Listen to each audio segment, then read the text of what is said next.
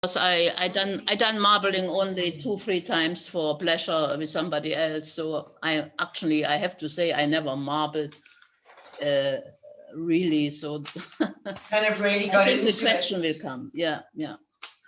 Well, it's good that you've come to this day, Gabby, because I'm going to be working through a lot of fabric and using 2 different paints. You've ordered supplies for me before, so we can always get the paints to you if we need to. Your proactive dyes that you use, etc., we can talk about, but this will give you a general idea as to how to go about, if you want to say, testing your fabrics, if you're not sure what to do. Now, not all of us hang out in fabric shops, and you know, I have the tendency of whenever I go into town, I make sure I go and pop in at the fabric shop and I go and purchase a few meters of fabric or ribbon. But if you're not familiar with fabric and you don't know what it is, then it's quite difficult to kind of be left over to the salesperson to help you when you should be able to just know how to test it yourself. But today we're going to work through quite a selection of fabrics. I'm going to get Stanley to drop down the video for us onto the table. What I'm going to do is I'm going to start off with it is a marbling, crash course on marbling. So I'd like to, and I love fabrics. And I think there are a lot of people out there that, are already giving courses and are working with paper. I have got paper treated. We will work with paper if the time allows us. And I would like to also get to the sumi. But right now, I'd like for us to start with what we've got on the table, being the fabrics. I'm just going to quickly flash through them so you can get an idea what's going to happen here today. All right. On the one side, I have accumulated a whole lot of fabric. If you want to say little swatches, you'll remember at last week's meeting, I was talking about the sampling and how important it is. And that I have clients where I need to look at things like the flags. I need to look at the lycra for the dancing. I need to look at upholstery for furniture, fabric that waves around in the wind at events, and that type of thing. I've worked in a few extra fabrics. So I've selected on the one side, if people can see, I've selected it's type of like a denim that it's got lycra in it. I've got denim. Now, please notice that I've got 2 swatches of each. The reason why I'm doing that is because I'd like to test 2 paints on my fabrics. This is a type of bull denim. Over here, I've got a Melton, which is a wool. So it's like a felt almost, a synthetic, I don't know, a machine-made felt. I've got here a stretchy type of fabric. I'm not 100% sure what it is. You know, I can look in the files because these are fabrics, some of these are fabrics that were sent to me by designers that I perhaps struggled to print on. And I wanted to explore a bit more because I like them. This over here is I don't know at what point you'd have to come and help yourself. This is a upholstery fabric. Of course, fabrics have got a right side and a wrong side. So it kind of looks like a suede leather on the back and quite an interesting weave if you had to look at it up close. But I've printed on it before. I'd like to just for us to print on it again. I'd like to get better results. So these are kind of printed on. I soak them and rinse them and I clean them and they've been packed away. I've pulled them out just for this occasion to be able to test and see how is this fabric going to respond to these 2 paints. So then we've got that. This is also a type of bull denim that I'm going to be working with. So that's the one pile. I've split them into two because I'm going to first test the Galeria, the high quality acrylics, which are the tube acrylics. I put a photograph of it on Facebook. Now, Anne mentioned something that is very important because we have that problem with all manufactured goods, is that they change the recipes, if you want to say, or the formulas for various products. The same would apply for paints. The formula that was used for these older Galerias with the, if you want to say, metal tubing, compared to the newer Galerias, which is in a plastic tubing, there's a slight difference, you know, in the recipes that come out, which is why, as a marbler, it's very important for you to know how to test your paints when you get them, and to know when to add more surfactant or wetting agent or not.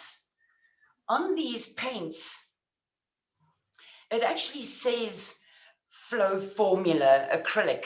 Now, you can't see it here, but you can go and look online. The Winston & Newton Galeria.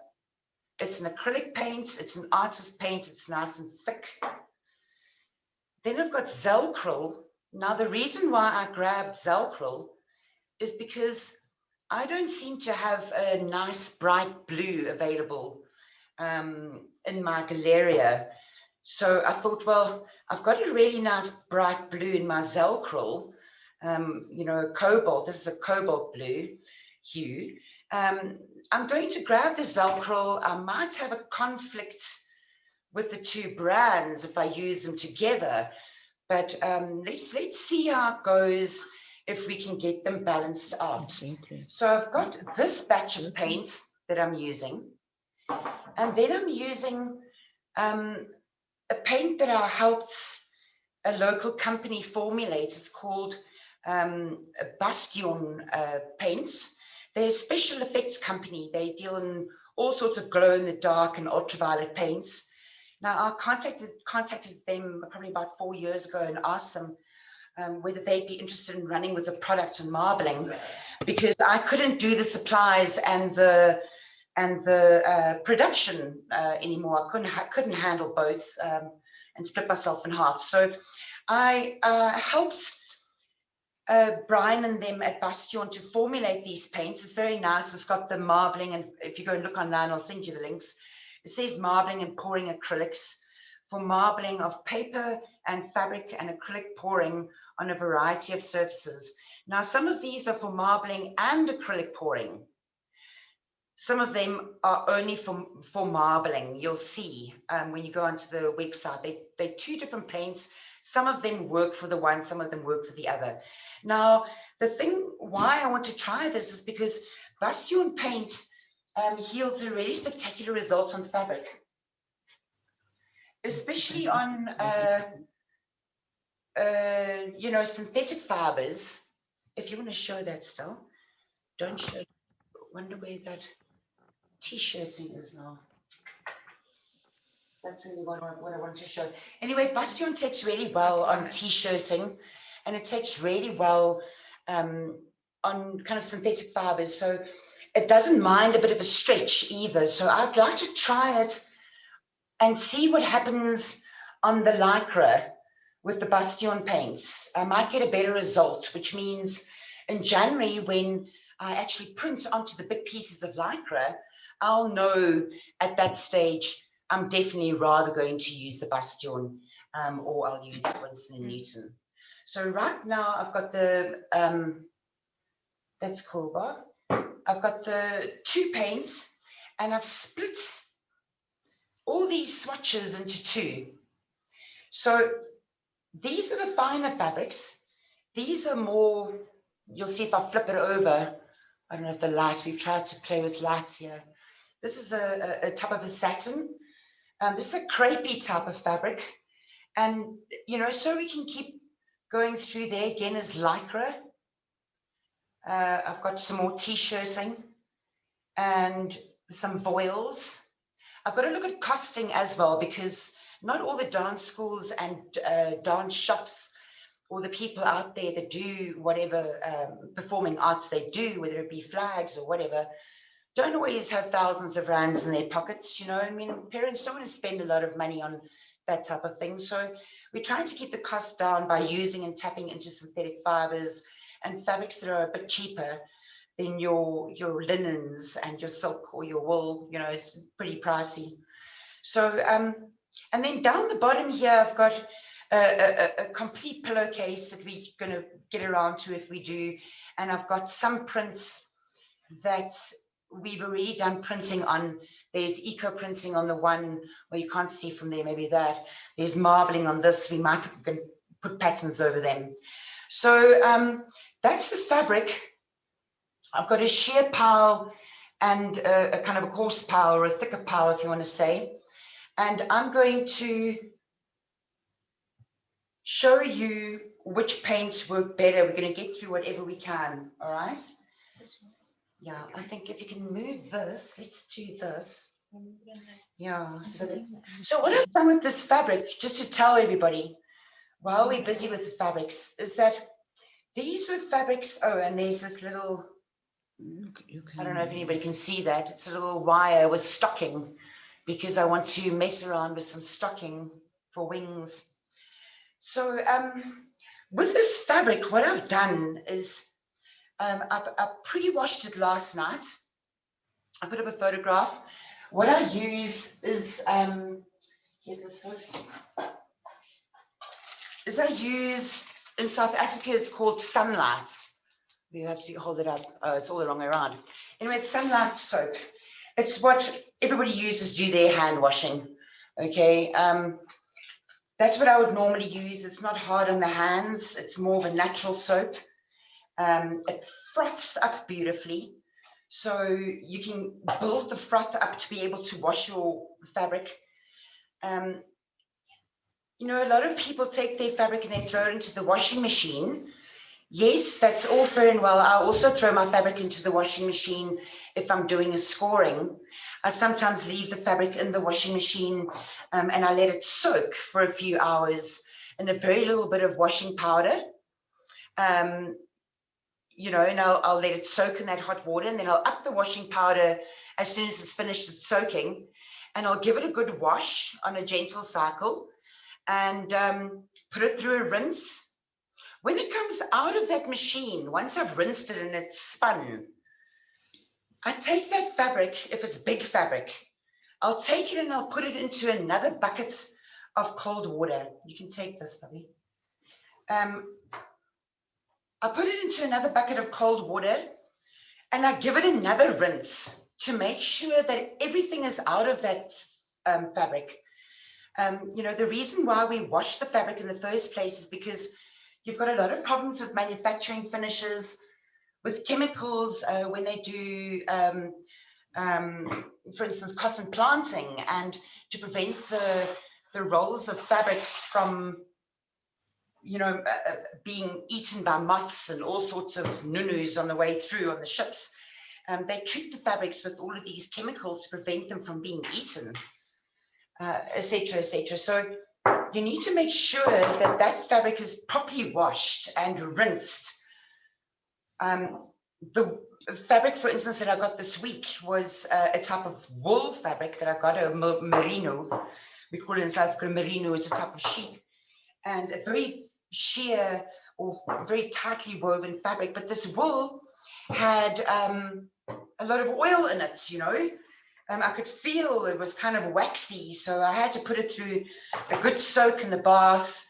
You know, I didn't put any soaps or anything in it, let it soak in hot water. Yeah, it was not hot, you know. It's just, you don't want to make it too hot that your hand obviously can't fit into your fabric, it gets burnt. But you want to have it hot enough so that you can at least get your hand in and swirl the fabric around. At that stage, the dogs. At that stage, we've got to think about things like the fabric shrinkage. You know, when you're working with your fabric, expect that it's going to shrink a bit. But with the fabrics that you just saw there right now, I'm moving around while I'm talking. With all the fabrics that you saw there right now, I actually made soapy water by just leaving my green bar in the bath and putting kind of hot water on it and letting it work through the water. And then I let the fabric soak in that for a bit. You know, got about 2-3 hours. You know, I prefer to do it that way because some of the fabrics that I was using was also used before. So I let it soak for a bit, and then I come in with my soap bar and I lather it up. And I lather it up to such a degree that I can really get it in and wash the fabric. I don't know how many people can still wash fabric by hand, but it does become a very important thing when you're working with fabric. I feel that with a lot of fiber, you know, you can damage the fiber if you're too hard with it. So I'm going to put the tray on here, B. Okay. So if you want to grip, yeah, grip the trays first. You're going to make a break while you're putting the trays on. Yeah, and the reason why I've cut them in half is because I'm going to test the one half with Galeria and the other half with Winsor & Newton and see what results we get. Should we use this tray? I've got this tray, which is like 2 in 1, but I feel, and I can put size in both sections and use the Winsor & Newton over here and the Galeria over here. But the chances are quite great that when I flick, I'm going to have the 2 paints mixing up with each other. And that it's quite small. So my fabric will go too slow. So I've decided to eliminate this, which is a kind of a test tray that I have. And I'm going to use this bigger tray, which I think everybody can see. I'm just going to quickly set up. So definitely. I'm doing this so that everybody can see how I do setup. All right. Now, my gel, what I do is yes, please, so I can put it on, you can pour it in first, give it a swirl. You're going to see Stella's going to pour it out of a bucket. Yeah, that's it. I'm just holding it up. It's in a bucket like this, okay? I'm using a whisk. Now, I like to do it in buckets because I use a lot of gel, you know, in a print run usually. Otherwise, mixing up half of this bucket gives me 10 liters, which is still a lot. It'll be ample for this and there'll be more left. Now, with the size, is there anybody out there that is not sure how to mix the size? I think with Gabby, must I just quickly run through it with you? Yes, yes, yes, yes. Say yes. Hold quickly. Say yes. Okay, yes. Is this Larissa, is this size already done now, or it is the water? I've already mixed the size. We can see the viscosity. Can you see it? Mm-hmm. Okay. So maybe now or later on, tell me once more what you use. You use alginate or you use something else? Definitely. Because yes, for me it's the first stone on the way to the marbling. Well, look, you know, size can become complicated. That's right. And you know, Right. I'll tell you what I'm using as my size. Now, it's good you can't see on the camera, but I've actually got little black things floating around in my size. I'll tell you why. It's because water is a very important thing. And working on the surface of water is a very challenging process because even for myself, living out here in the country, I'm bordered by an apple farm, and sometimes, for instance, a week and a half ago, when we had water coming out of the tap, don't worry, I'm going to skim it. When we had water coming out of the tap, it was kind of milky, you know, like they put something into the water, whether it was because they can put alum into the water, you know, whatever purifiers they put in here, you know, the pesticides that they're using and spraying the plants. So I have a habit of collecting rainwater when it's raining. And if it doesn't rain, what I do is I use the water out of the geyser. Now, some places you call it a boiler. I take it straight out of the hot water boiler.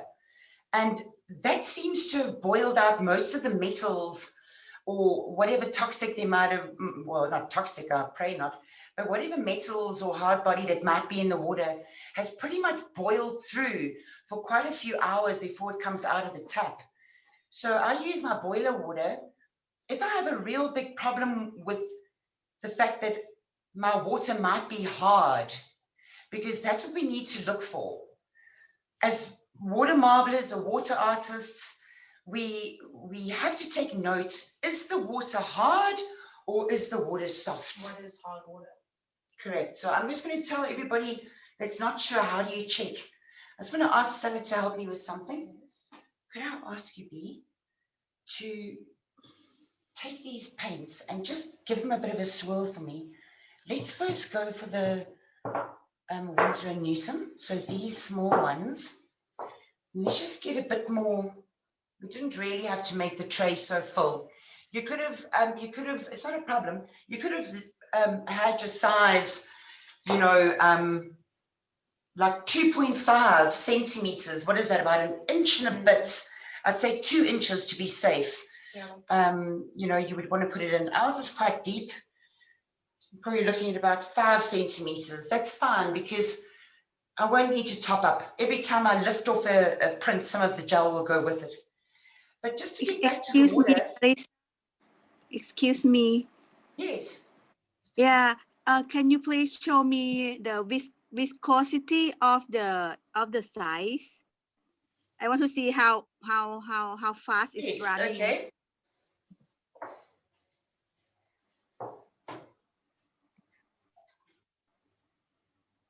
Can you see? Is that helping you? Okay. Yes. It's not thick. Yes. Okay. Like Yeah. I can make it thicker if I want it's not to. thick. Okay. So that if I want the patterns to really, you know, if I'm working fast with my rakes. But this will stop my patterning that I'm doing. Thank you. Yeah. This is a heaped teaspoon. So with the size that you've got, Gabby, you got that from me. I use methyl cellulose. Now, I used methyl cellulose, and then good about 3 years ago, they contacted me, and there was a story about the company not doing methyl cellulose, that particular product anymore. And they offered me another product, which they said was quite similar, but this is a carboxyl methyl cellulose. So it's a CMC, carboxyl methyl cellulose. Okay. It's what bookbinders would use for the paper conservation work that they do, etc. With the size, you can also, in an emergency, grab wallpaper. These over here, right? Open these for me. You can just pop them over here. I didn't understand your name, but I'm laughing already. Let's go back to hard. Say CMC. Yeah. CMC. That's good setting up. I'd really be grateful. That's it. So with my methyl cellulose, what I do, Gabby, is how many liters do you think you will use at a time? 2-3 liters? No, 20. 20. About 20 liters. Okay, so what Stella and I do, if we can show you on this, I don't know, on this table, but what we do is we have the bucket of water. If you know that your water is soft, I just want to finish explaining that. It's hard. Hard. If your water is hard, then you want to add more powder. Obviously, because the hard water is going to give a problem with viscosity. You'll find that having hard water, now I'm sure if you know that you've got hard water, you've checked, but I just want to tell the people that are out there that are not sure how to check. If you check your water, if you take a bar of soap and I'm not going to do it, and you kind of froth it up in your hands, and you froth, or you do dishes, and the soap really froths quite a lot, you know, and you get a good result with the frothing of the soap, then that's usually a good indication that your water is soft. Now, if you're going to be doing your dishes and doing the same technique and just soaping up the water, soaping up the soap bar, and you don't get lots of froth, that's usually an indication that your water is hard. So now, there are various ways that you can go about sorting out hard water. Some people would add ammonia to the water. Some people would add bicarb to the water. That would bring it to a more neutral base. If you take bicarbonate of soda and add it to the actual, while you're mixing your size, you can add bicarb. I don't add anything to my size because I'm lucky I have soft water, and I try and make sure that I'll always have access to soft water, whether I have rainwater, collected, or whether I get mineral water from the shops, get a 5-litre mineral water from the shops, and that usually is enough to do a small print run. So with the ammonia, I don't use it so much. I know a lot of people use it because when you mix up this lot in the buckets, Gabby, and you say put your half a bucket of water is 10 litres of water, you make it a hot water. What you would do is use your whisk and mix it around in the center so that it creates a vortex. You'll see it going down. And at that point, while you've got the motion in the water, you sprinkle, or you get somebody to, or you sprinkle the water, the mixture in, the powder in, and continue to mix. At that point, you can mix faster. You can even beat it a little bit. You'll notice that it creates lumps. It doesn't dissolve straight away, which for most people is a hell of a panic. The one way to solve it is to actually do your mixing of your gel in your liquidizer. So you can put 1 litre of hot water and a heaped teaspoon. If your water is hard, don't make it a level spoon, make it a heaped spoon. So it's just very, very fine adjustments, not a lot. You put a heaped teaspoon of the powder into your liquidizer, and then you liquidize it. So some people, if you have a liquidizer where you can go slow, start agitating your water, sprinkle in the powder, put the lid on, and then give it a good zoop and pour it directly into your tray or into your buckets. You can do that for each 20 litres if you want to do that. There was a period where I was mixing up everything with my liquidizer, and that it doesn't take long. When you get the motion, then you know your stuff is ready in the bucket. You let it cool, and get it ready to do the job. But if you do have lumps, some people, like I said, add ammonia, and the ammonia changes the acidity of the water, and it helps with the dissolving of the actual lumps in the water or in the size. That's if you're in a hurry, that's good, no problem. I have a problem with ammonia because I work in big scale, and I don't have a problem with my losing viscosity with my gels all that often. And I don't want to inhale the ammonia all the time. So there's that thing. Otherwise, bicarb, of course, will also work. If your water is hard, I would, in a 20 litres bucket of water, I would say, I don't often do it, but I wouldn't go more than two tablespoons in a 20 litre bucket of water. I think that's about right. And then you agitate and sprinkle your powder and mix and leave it to stand. Now, I mixed this gel up this morning at around about 6 o'clock in the morning. And I went back to the bucket and I mixed it probably 4 or 5 times until it cleared up and it thickened up nicely. As you mix it in the beginning, you'll notice it thickening up anyway. So it's just the lumps that need to settle out. So don't panic about that, okay? It's soda ash. It's ammonia. It's soda ash. Yeah. Yeah. It's ammonia soda ash. It is the same. No. Your soda What is ash, ammonia? soda ash What is would be ammonia? Well, I don't really use it all that often, but you get like suddy ammonia that you can buy in the cleaning clothes departments. If you go and buy your washing up detergents, you should get ammonia there. I use ammonia, but I use DAP ammonia, which is disulfate. Get it in the kitchen. Cleaning stuff. I had to look, I didn't find it. You know, I use diammonia phosphate, which is an ammonia that I use for another process. I don't use the ammonia, so you would have to check. That's cool. Okay. Sure, this is a potash. That's a very, I don't know if you can see it. Potash, yeah. That's a high quality kind of potash. But potash you can make, Gabby, we can talk about that. It's not potash, it's ammonia. Okay. Is there, I have a question. Why do you have... I asked for this, I couldn't find it. Yeah. Stella is asking that I must just mention, why do we have thinner gel and why do we have thicker gel? It really depends on the patterning that you're going to be doing, okay? While I'm talking, I'm going to drip just to test these. Yeah, but or just bring me some to skim.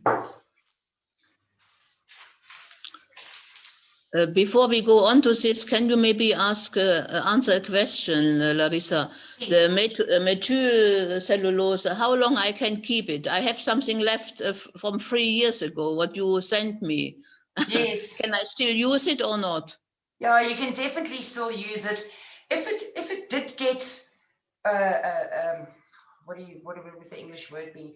Contaminated. If it did get contaminated, or you scared that it's a bit old and it's lost its power, then just add a bit more. So instead of adding a heat teaspoon, add 10 mils. You know. Okay, thank you. I try. Yes. Yeah. So just see. Perhaps you might need to put 10 mils of powder in for each liter, because you have hard water.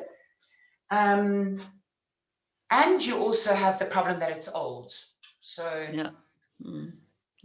Just up the amounts of powder. And gel is very good as moisturizer. Yeah, and gel and the methyl cellulose is very good as moisturizer. But you know, you might be using carrageenan. The reason why I don't use carrageenan is because it's expensive. Is because I lose viscosity too fast. I'm going to test these paints while I'm talking, okay?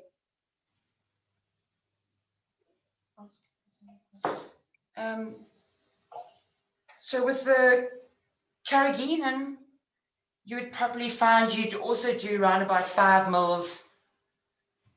Faster. About 5 mils to a liter of water.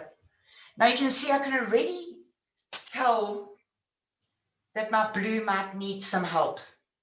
Okay.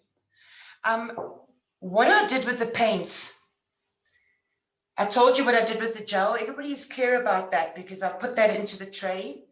You need to check your hard water and your soft water, and everybody is sure how to mix up their sizes. I'm not sure what everybody is using. Now, what I did with the paint is this morning, I don't know, like 8 o'clock, I put round about, I'll put a photograph, I'll send a photograph to you guys. I squeezed a whole lot of paint out of my tube, and I put the same amounts of water. You can kind of judge when you stamp your bottle down to the ground, you can see there's my paint line, and added the same amount of water that I added to this. I added nothing else, all right, to all of them. So, and that's not the Galeria paint. These are the Galeria paints that we're using right now that I'm testing. In the interim,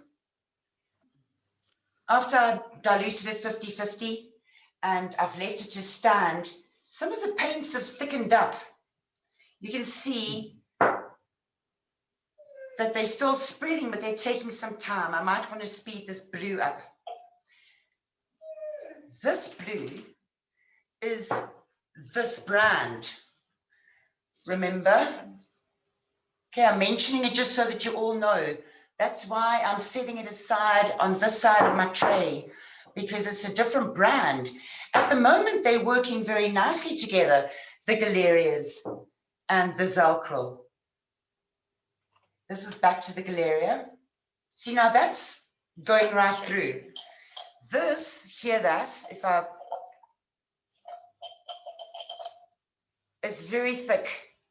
So while it was standing from this morning, this paint is thickened up. I'm going to make it thinner right here in front of you so you can see how we do it. What I have over here is rainwater that I put to mix my paints. You can also use boiled kettle water. For mixing of paints, it's very important because if you use contaminated water, what will happen is your paints will last for maybe a week and then they will start going rotten. Oh, I don't mind doing it over the tray. I'm adding just a splash of water, okay? How much would that be? Like half? I'd say probably, if you can see there, I probably put about 10 mil in, but I'm not working on the mil structure because it's better to go by sound. Some paints you'll find take 20 mils of water. Some only take 5 mils of water. So it's good if you get used to the, that's still a bit too thick. Get used to the sound of what your paint is going to make. Because you don't want it as thin as water. But you don't want it so thick that it doesn't pull into the pipette. Now, let's just, now that I've added a bit of water, let's test it again. Okay, there's a bit of spread. It's not falling through. But it can take more if you hear that. Still very thick. I'm going to add more water. Whoopsie, just little bits at a time. That's where things start getting dirty. Okay, I've added a bit more water.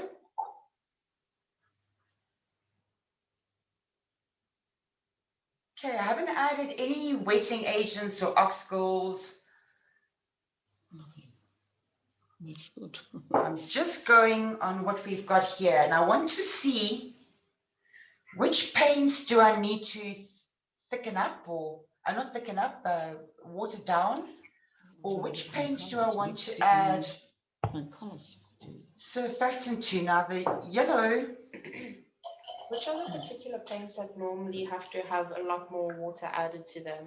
These paints take quite a lot more water, which are the Winsor & Newton. The tube acrylics, the thicker acrylics that you get that you have to squeeze out of a tube. They're very thick. Now I've added some water to the yellow. Let's see if that makes a difference, just adding water.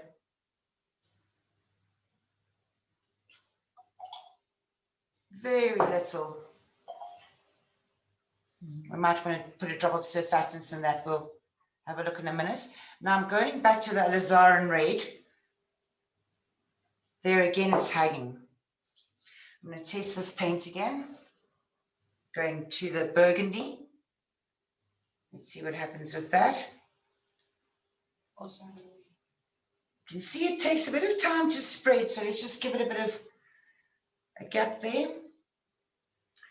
What you could do for me, B, is in the back there, you need to start spreading out those fabrics. So I think let's take this and test a piece of paper. Where's the paper? This side. And give us a black cloth. Give us a black cloth.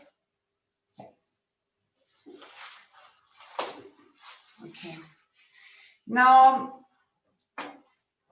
in marbling, there's this thing that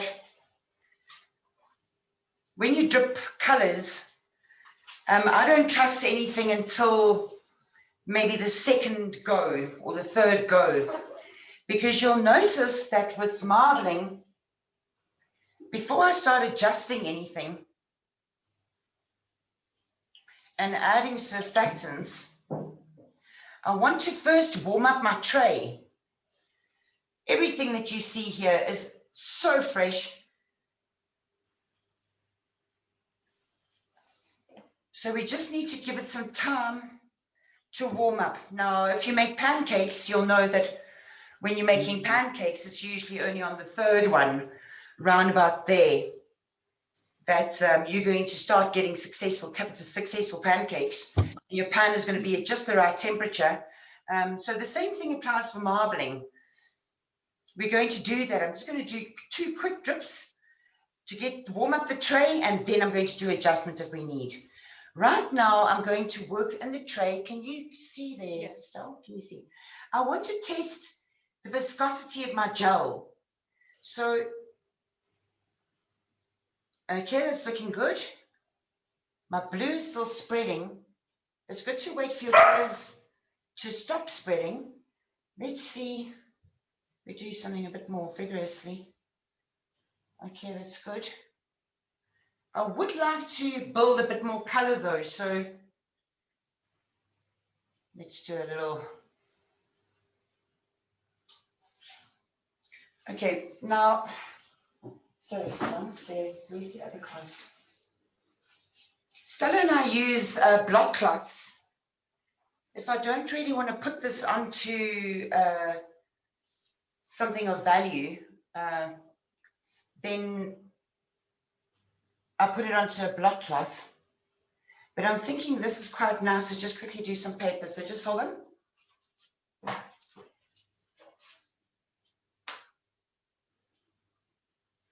Let's see what this does on a brown cardboard.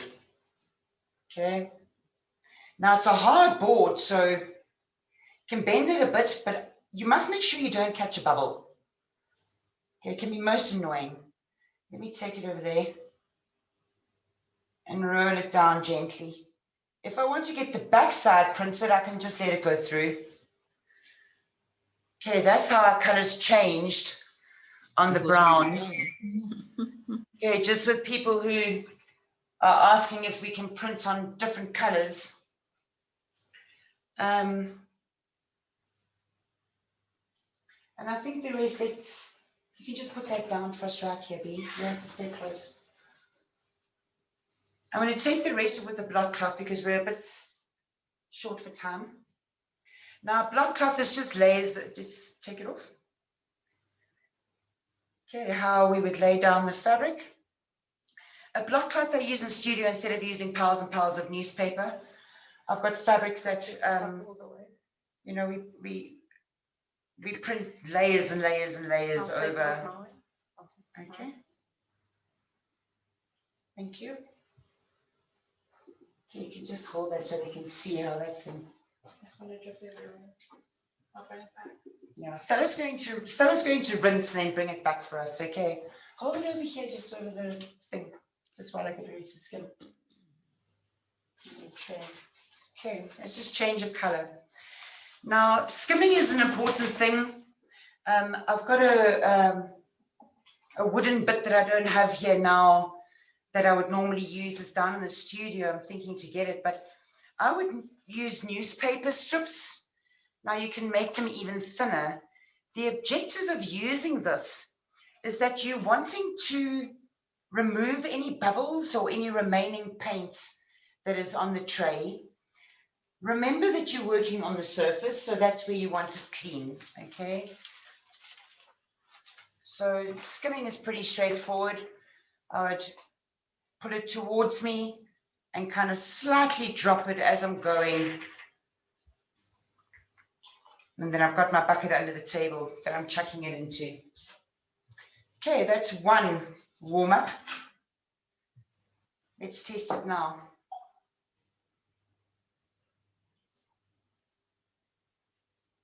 Okay, ready? My yellow is moving better. Put a bit of water with it. Okay, you can see already we have much better results.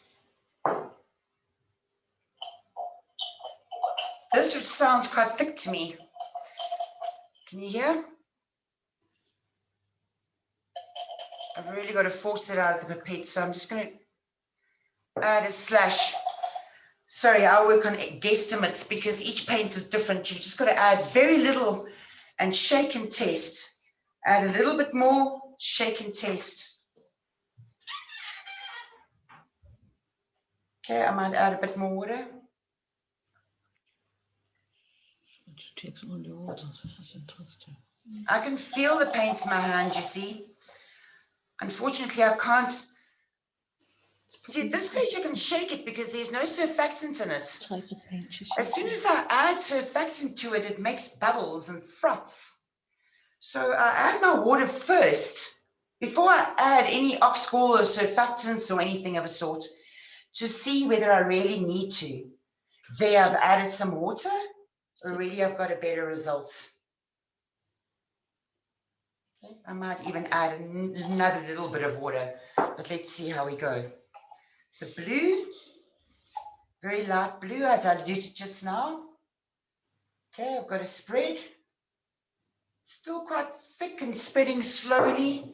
I don't know if everybody can see. Let's drop closer to the. You can see how slowly that's spreading. So I'm not going to add any water to that right now because I might want to just change to a color that moves slower. So let's just finish the testing. This now is the odd acrylic. It feels quite thick to me. Let's just see. I've got a bubble. It's very thick. So you could hear that even. I'm going to add. This is testing your paints. This is very important. Once you've done this, then you can go for it. So we're balancing out our paints. Larissa, can I ask something? Please. All the colors that do you test now are acrylic? These are acrylic. This is the Winsor & Newton and the Zelcryl. The Zelcryl and the Winsor & Newton. This is what I'm testing here right now. Okay, I haven't touched the Bastion. Okay, I've added a bit of water to this blue. It's making a difference. I'm adding a bit more. Take note that I'm giving it a shake or a swirl at this stage. Let's see, I've added a bit more water. Definitely a much better spread. Okay, let's go back to our red and see what's going on. You can hear there, it's a lot more runny. Okay, it's starting to move slower now because we've got quite a lot of other colors on the tray.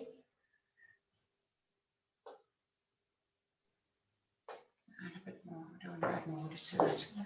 I think that's fine. Let's add the yellow and see what the yellow does. Do you find that the primaries move a lot faster than the other colors? Yeah, you definitely have colors that move fast and colors that move slow. You'll find that your white can often move quite slow. Your red is very fast. Your blue can be a slow color, but that can also change if you're using different brands. So it's very important at this stage to establish which colors are fast and which colors are slow. Now, I'm just going to show you right now how, while I've got all of this floating, just on pattern, is just wait for your paints to finish spreading before you start manipulating, all right? And now I'm going to rip the tools out just now, but you've got your Galget pattern, which is kind of the foundation pattern for most classic patterns that are out there, if you're going to be combing. Now it would be back and forth in the one direction, and then back and forth in the other direction. And you'll see how the colors all pull together, but they don't mix. Okay. Now we can carry on playing over here and add in like they do with Ebru. Now we can see, okay, well, the red maybe need a bit of help. Let's put some blue there. Spreading a bit better. dark purple, burgundy. This can maybe do with a bit more water. I don't want to dilute it anymore because already I've got it's already quite thin, most of my paints. So I'm going to add surfactants. Now, surfactants can be all sorts of things. In modern marbling, we use wetting agents and surfactants, or synthetic oxgall is what they call it, I don't know. Traditionally, you would use proper oxgall. I use soap, which is Sunlight dish. I don't know if you can see it there, Sunlight dishwashing liquid. And I make a dilution of 1 ml to 100 ml of water.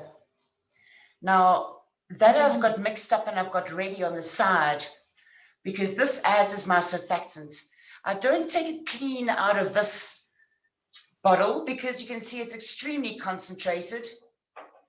You want to take it and you want to dilute it, 1 ml of the soap to 100 ml of water. And this is what I'll use to add to my paints.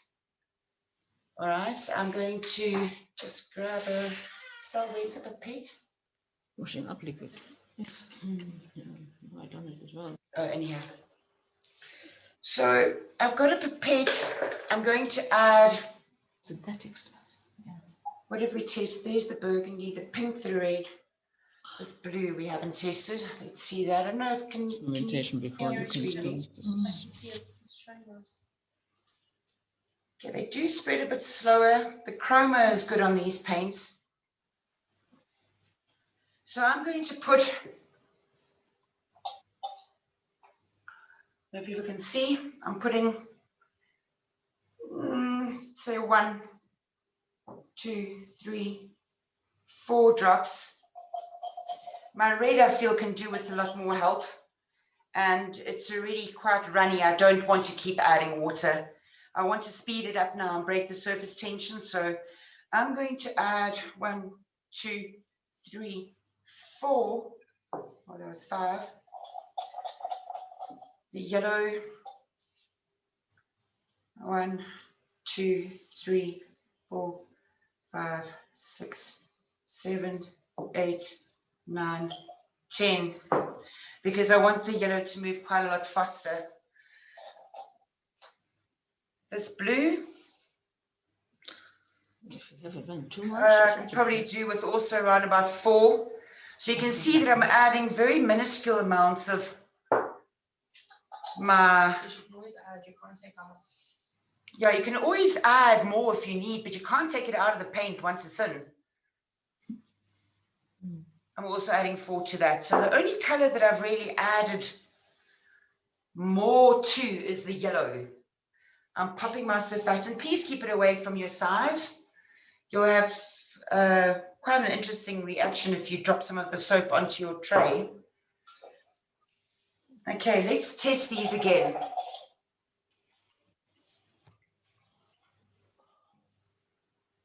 Whoops. I'm sure for all the markers out there, it's could be. So I'm going to put the yellow. All right.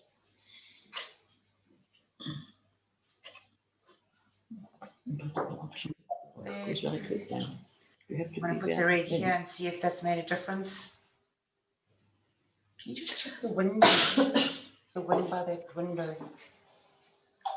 Wind is one of your biggest enemies, honestly.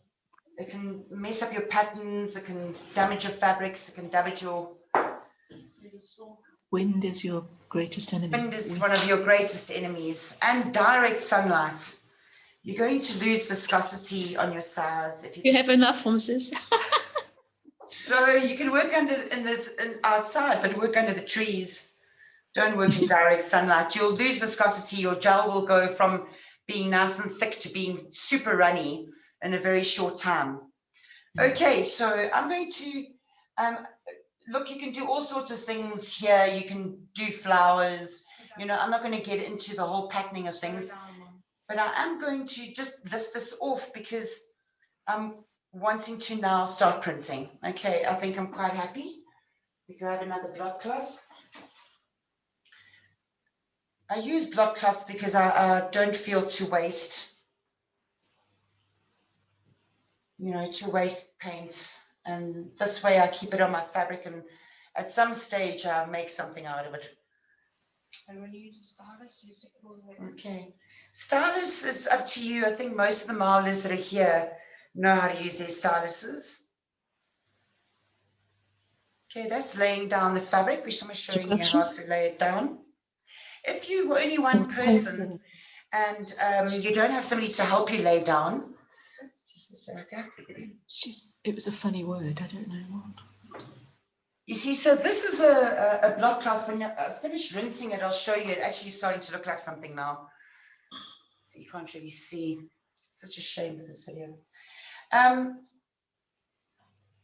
Okay, now I'm ready to go to my fabrics. So I think I'm quite happy with what has happened. Quite happy with the movement of my paints. I can always adjust as we carry on. Now you all got your styluses. I can go through the tools as I'm showing you the creation of the designs and whatever we're doing. But I think let's start off with the fabrics and let's go. I'm going to do one more skim, and I believe that my tray is now, I can even feel that there's a difference in the size, just 2 prints in. All right. I'm sorry, Larissa. I think there's someone that hasn't muted their phone, their microphone. Please just check. So I don't know. It's just me, but I get quite disturbed by listening to someone else. Is it your microphone? Check your microphone, no? I'm going to mix up other colors now because I've tested all my paints. So I know that they kind of move the way that I want them to move. I've added a bit of surfactant to them to make them move faster because I didn't want to add more water. Although you all saw that the water made a difference. Okay. I'm going to mix now my colors that I want to use. Color play is a personal thing. It's up to you how you want to build it. So I've got a bit of that alizarin red in there. I'm adding some of this very pale blue to build me up to a type of a lilac-y purple, kind of a pinky color, so that I've got that along with my pink. So you'll see there's a slight difference. I'm going to put a little bit more of this blue in to lighten it up even more.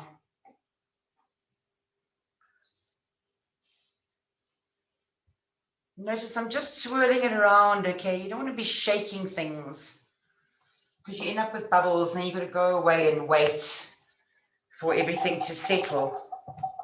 Another color we can mix up is, let's do a bit of a green. I'm going to just mix the green up in here. Let's take a little slash of yellow. And once again, I can pour that in, but I want to control my green. So I'm going to use a pipette and then swirl and see what I end up with first. I'm quite happy with that. I don't want to add any more. That's a very nice green. Okay. Any other color? I'm not putting black. I don't want any black in my work with this. I'm using a type of burgundy as a background, although it's not dark enough. So I'm thinking to just mix one setup of the blue with a bit of this burgundy, so I can get a grapey blue. All right, that looks a bit darker. So that darker color, you can use a navy blue, a dark indigo, deep purples. I just find that often with doing marbling that black can be too stark.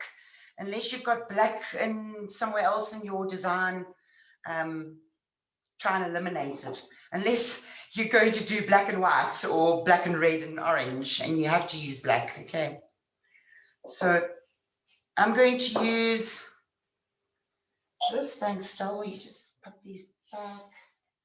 Blue, make sure you pop all your bits back. There's an extra. extra, and extra. Okay, I'm getting out my flick brushes. Those tools. They're on the table. Oh, yeah, they are. Mom. Oh, great. Okay, now there are various tools that you can choose to use. I prefer using the rose wood and horsehair brushes. There are various reasons for it. I'll explain to you as I go along. Or you can use, you know, grass that has been tied together. You can look at the grasses a bit closer when you walk now. Or you can use synthetic fibers. Or you can use paintbrushes that you buy from your paint shop. You know, the ones that fan out are quite nice. But I found that with these rosewood brushes, I know the ones they make over in Turkey, the stems are quite thick for the work that I do on the bigger trays. And I feel that with the thinner rosewood, you can see there it's got a flex to it. So if I'm working with it, it's bouncing. So I get more character out of my droplets, I feel. Okay, I'm starting off with my darker color. There are a lot of benefits to using horsehair. Okay, there we go. Now I'm building this up. You can see I can really get in there with my horsehair brush, or we could use the pipette, either one of the two. And right now I want to see how these colors spread. It looks good. Could I ask you to take those fabrics and open it up? Oh, Kat is also here. The cat is also here. No, just to open those up so that you can pass them to me. I'm going yellow now with a... You see, now this is what everybody would face if they were in front of their own trays. So,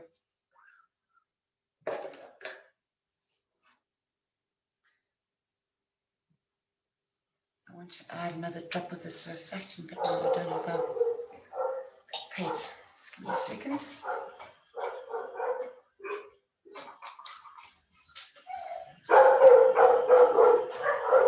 I'm adding a bit more soap to the yellow. That's around about another 10 drops, okay?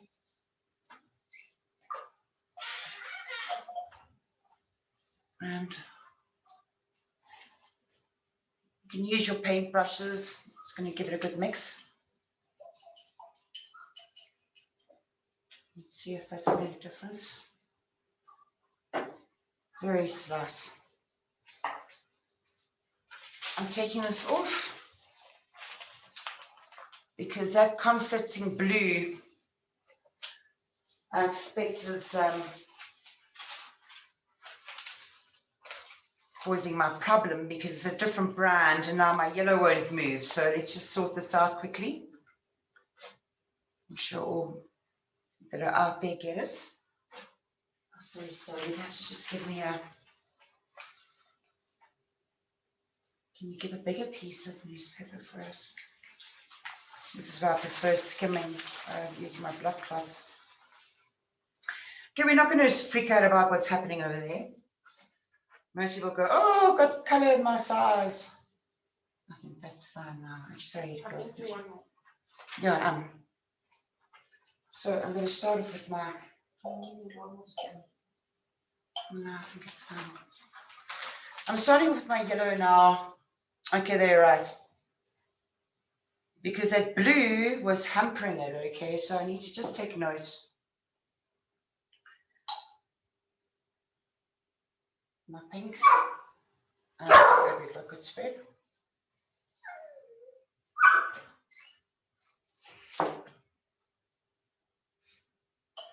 Let's see what our green does now that we've got our green.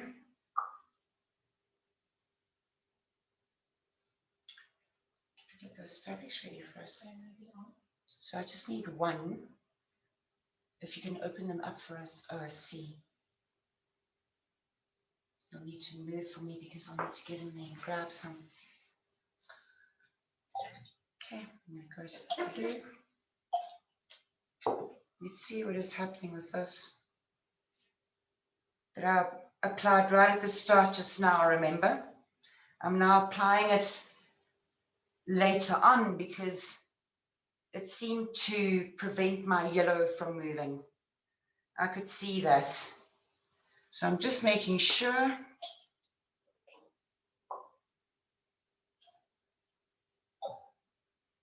Okay, and I'm going to build up. This blue is also struggling a bit. Okay, I'm just going to let that spread out and decide which fabrics we're going to use. I think, Stella, for these, choose some colors. I think that light bridal satin. I'm going to do a bridal satin. I'm not getting as great results with the paint, but I think it's going to get better as we go. Okay, now what I want to do is I want to test and see whether how this fabric takes.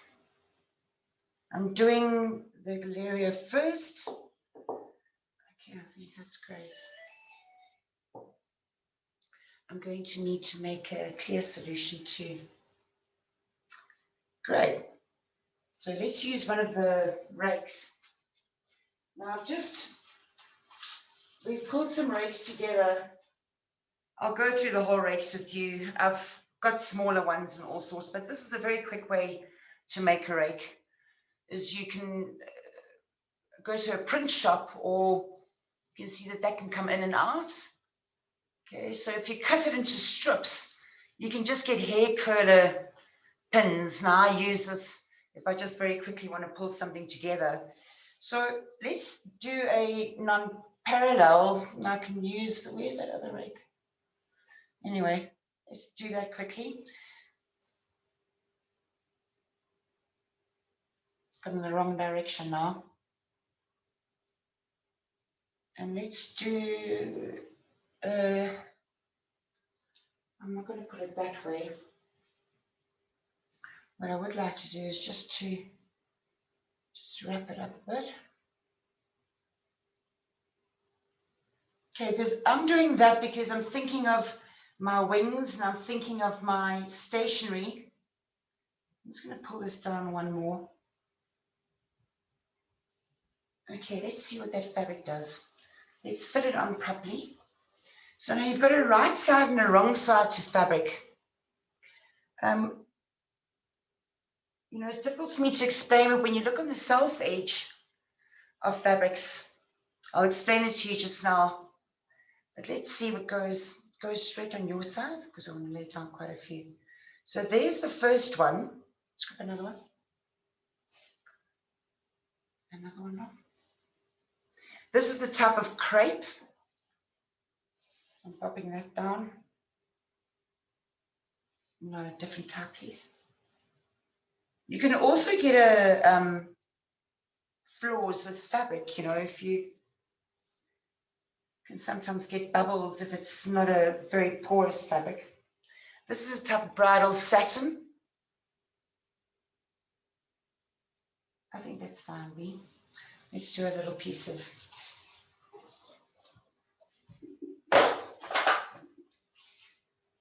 okay. So okay, you lift that one, hold it up so you can just see. Down a bit more. I don't know if anybody can see that. Anyway, we've got beautiful results. What Stella's going to do is she's going to rinse them for us. Stella, how can you see there? Came out nicely. Came out very beautifully on the bridal satin. I'm very happy with this. This is a type of synthetic lining, actually. No way you can start seeing it. But you can see there was a very little bit of color, and it still yielded a beautiful result on the fabric. It's a sheer of fabric. Larissa, can I ask? I have a question. Larissa? Yes, go for it, Gary. Huh? Yes. Just speak. Okay, Larissa, what is with your alum? You don't have to treat the fabric with alum? Yes, thank you for asking. Yes, definitely. Now, I was busy telling you what happened this morning is I mixed the gel and I diluted the paints. Yesterday, I was pre-washing the fabrics and I rinsed them properly to get all the soap out. And then I made my solution of alum. And I treated all of these fabrics. So really what you're going to do is you're going to pre-wash your fabric. I rinse it properly, let it dry, or even just damp, not sopping wet. And then I'll put it into the alum bath and I'll let it lie there for at least a half an hour. Then I'll take it out, squeeze it and give it a good shake and hang it up to dry. When it's dry, then it's ready to print on. So now if you see over here on the crepe, I don't know if you can see, there's a small section that didn't take. Is that showing anything there? Can you see anything? Yes. Yes. This is a absorbent fabric that could have been caused because of various reasons. Perhaps the alum dried and in a certain way, it dripped in a certain way on the fabric, and it accumulated in one part of the fabric. And there's now too much alum on that side of the fabric. So I find it very important to keep your fabric circulating or moving when they're drying. Even when they're small, you hang it up when it's come straight out of the alum bucket, hang up the fabric, and all the water kind of gathers on the one side, which means the alum is also gathering just on the one side. I usually take that fabric, I'll flip it around, and I then put the very wet piece at the top for it to now come dripping down the other way so that I can maintain or hold as much alum in and keep it kind of moving in the fabric as it's drying. With the bigger pieces of fabric, what I do is I hang the pieces of fabric up, wet from the alum, and when it stops dripping, I don't wring it out. I take it straight out of the bucket, hang up the fabric, and when it stops dripping, I then take it and I flip it around. So what was at the bottom is now at the top, and I peg that up so that the very wet can now, I don't know if you catch my drift, you're kind of keeping it in.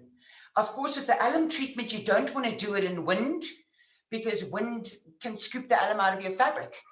I've stood where you can actually see the wind flapping a fabric and you can see the water or the alum water slapping out of it, so definitely don't treat in wind. Wind does dry, but a gentle wind or a gentle breeze, not a wind. And the alum amounts that I used, I find with most fabrics, I think we just clean this bit. I find with most fabrics that with alum, less is more. I'm rather going to put a little bit less alum in than more alum in. I find if you put too much alum in, your fabric goes hard, and that can also resist your paints when you eventually transfer. So I take on a litre amount, I put, let's work in a cup. On a cup, I'd say put 1 tablespoon per cup. So if it's going to be 1 litre, it'll be 4 cups. I put 4 tablespoons. That would be if it's for paper. Okay, so 4 tablespoons per litre for paper, that's a pretty strong alum solution. It works out to 60 mils per 1 litre, 60 mils per 1 litre, that's for paper. For fabric, I halve it. So I take the 60 mils and I divide it by 2, and I end up with 30. So I use 30 mils of alum per litre. If I'm making a big bucket of alum and my bucket is 20 litres of water, then I'm going to put in 30 times 20. Who worked that out? You get that? No, Larissa, can you take again in 1 liter of water? You put how the amount of alum? Okay, so you put per liter. Just get another piece. Please pay attention now. Please pay attention now. If you're going to be, let's say, let's work on 10 liters. All right. I take 10 liters of hot water because I want to dissolve my alum. Alum can come as a very fine crystal, or it can come as a powder. It can come as a kibble. So it's up to you. I get a crystal or I get a powder because it dissolves better. So you take 10 liters of hot water, you start stirring it, and you add then 300 mils of alum. You with me? Because it's 30 mils of alum per 1 liter of water. 30 mils to 1 liter. If it's going to be 10 liters, then I'm going to have to put 30 mils in. So it's 30 times 10 is 300 mils. So I would take 10 liters hot water, stir it around with a wooden spoon or an iron spoon, stir it, and then add your alum powder. Don't inhale the stuff. You'll smell it. It smells terrible. Rather put a mask on or hold your head away and stir it until you can see it actually dissolves. You know, leave it for a minute or 2 or 5 minutes, go away, come back, give it another stir, and then let that alum water cool down. Okay, that is what you're going to be using to take your fabric and add it in. So you take your fabric, put it into the water. I do my sheer fabrics. So I add my sheer fabrics in. I leave it in the alum water for maximum 10 minutes if it's sheer. So it will be a very thin habotai silk. It would be voile, bridal satin, anything that's a chiffon or georgette. That will put about 10 minutes. If I'm going to be using something that's more like a t-shirting, I'll leave it in for a bit longer, sometimes up to a half an hour. The same would apply for my denim and the same would apply for my bull denim. What you want is you want that alum to really kind of seep into the fiber. Now, remember, you've already pre-washed it and you've left it to soak. So your fiber is already kind of swollen out. It's nice and clean. It's raw. By the time you put it into the alum, the fibers are already nice and loose and swollen and ready to absorb the alum. So I don't feel to leave it in for a hell of a long time. When we're in production, it can range, depending on the fabric, from 10 minutes to a half an hour. You know, sometimes it could be an hour, but it's not a crisis if you forget it in. If you forget it in the alum, it's not a big train smash. I really haven't noticed much difference if I put the fabric in for 10 minutes. If I forget that bridal satin in the bucket and I only get back a half an hour later, it's still, in my opinion, that I haven't noticed much difference, really, to be honest. So it's just that you don't want to, how would you say it? Yeah, you know, you want to try and treat each piece at an optimum, I feel, and that sheer less time, thicker fabrics more time. Does that answer your question, Katerina? You know now how to do your alum? Yes, yes. Thank you very much. Okay, that's great.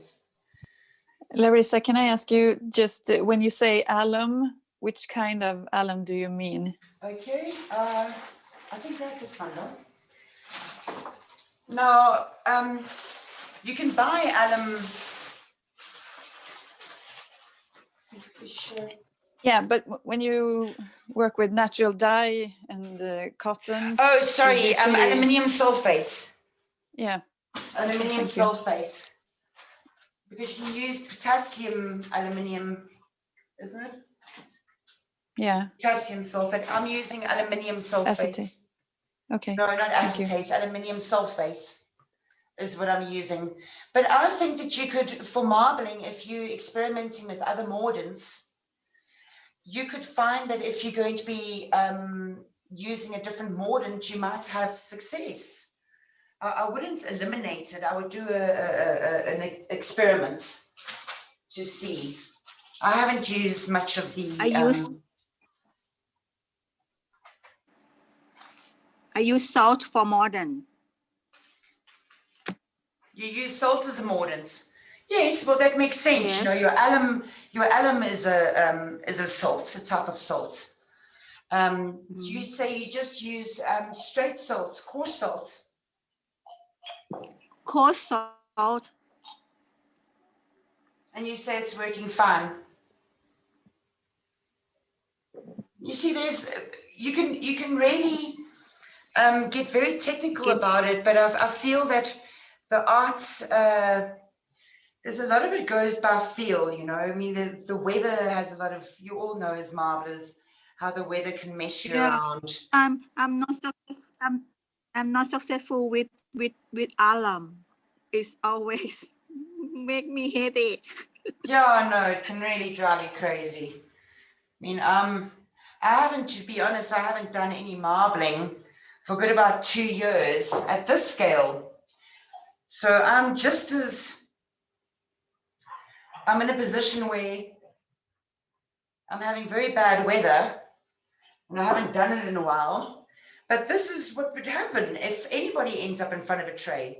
You know, I want you to see that this can even happen to, you know, to marblers that you think are total professionals. I've mainly been working with screen printing paints and inks with the Suminagashi over the past 2 years. So it's really good to be back to the acrylics. So I'm going to put some of the screen in to pop it a bit. I'm still testing my fabrics. I think we're now going to move on to something that's a bit. This you see just on standing, it's on a very hot day, you can find that you diluted your paints and the water evaporates, you know, out of the ink. And that can also cause a problem. Okay, this blue is moving very slowly, but I'm going to put it in. Let's put a few drops of surfactant in. 1, 2, 3, 4, 5, 6, 7, 9, 10. Take note, I'm not shaking it, I'm swirling it, okay? Once you put soap in. I'm not sure if this is going to make a difference. Let's see, it should. The tray is saturated already, can you believe it? Okay. So what I'm going to do right now is I want to mix up a clear liquid. Where's that gel that we had here? I'm going to take a very little bit of gel from my leftover bucket and I'm pouring it into this bottle. Actually, I'm taking out less. I'll show you how much I leave behind. That's round about how much is left behind. And I'm adding some rainwater or some water to the mix. Let's see. I'm going to first add the same amount. So bring it up 50-50.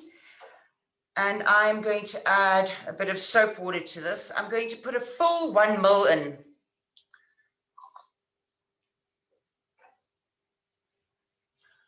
Brush.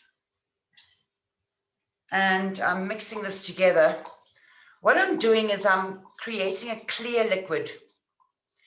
This liquid is going to enable me to push my pattern and create blank spaces.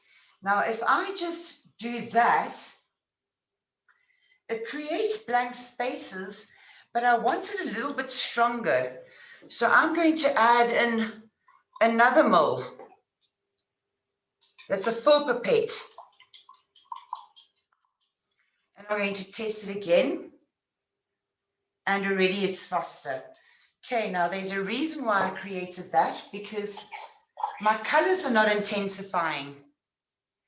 Now, it can be because of the weather. It could be because of the fact that my paints are still too thick and I need to work them a bit more. Let's just see how the pink is doing. But what I want to do is I want to push this paint in so it intensifies a bit more. If I push it just on the sides, I don't know what everybody would call this, but I call it just a clear liquid. If I'm working on a pink fabric or on a red fabric, then this clear liquid, there would be no paint, so the natural fabric would show through. I'll show you now. We'll do a piece of pink t-shirting so that you can see what I mean. So everywhere I put this clear liquid now is going to be pink because I'm printing on a pink piece of fabric.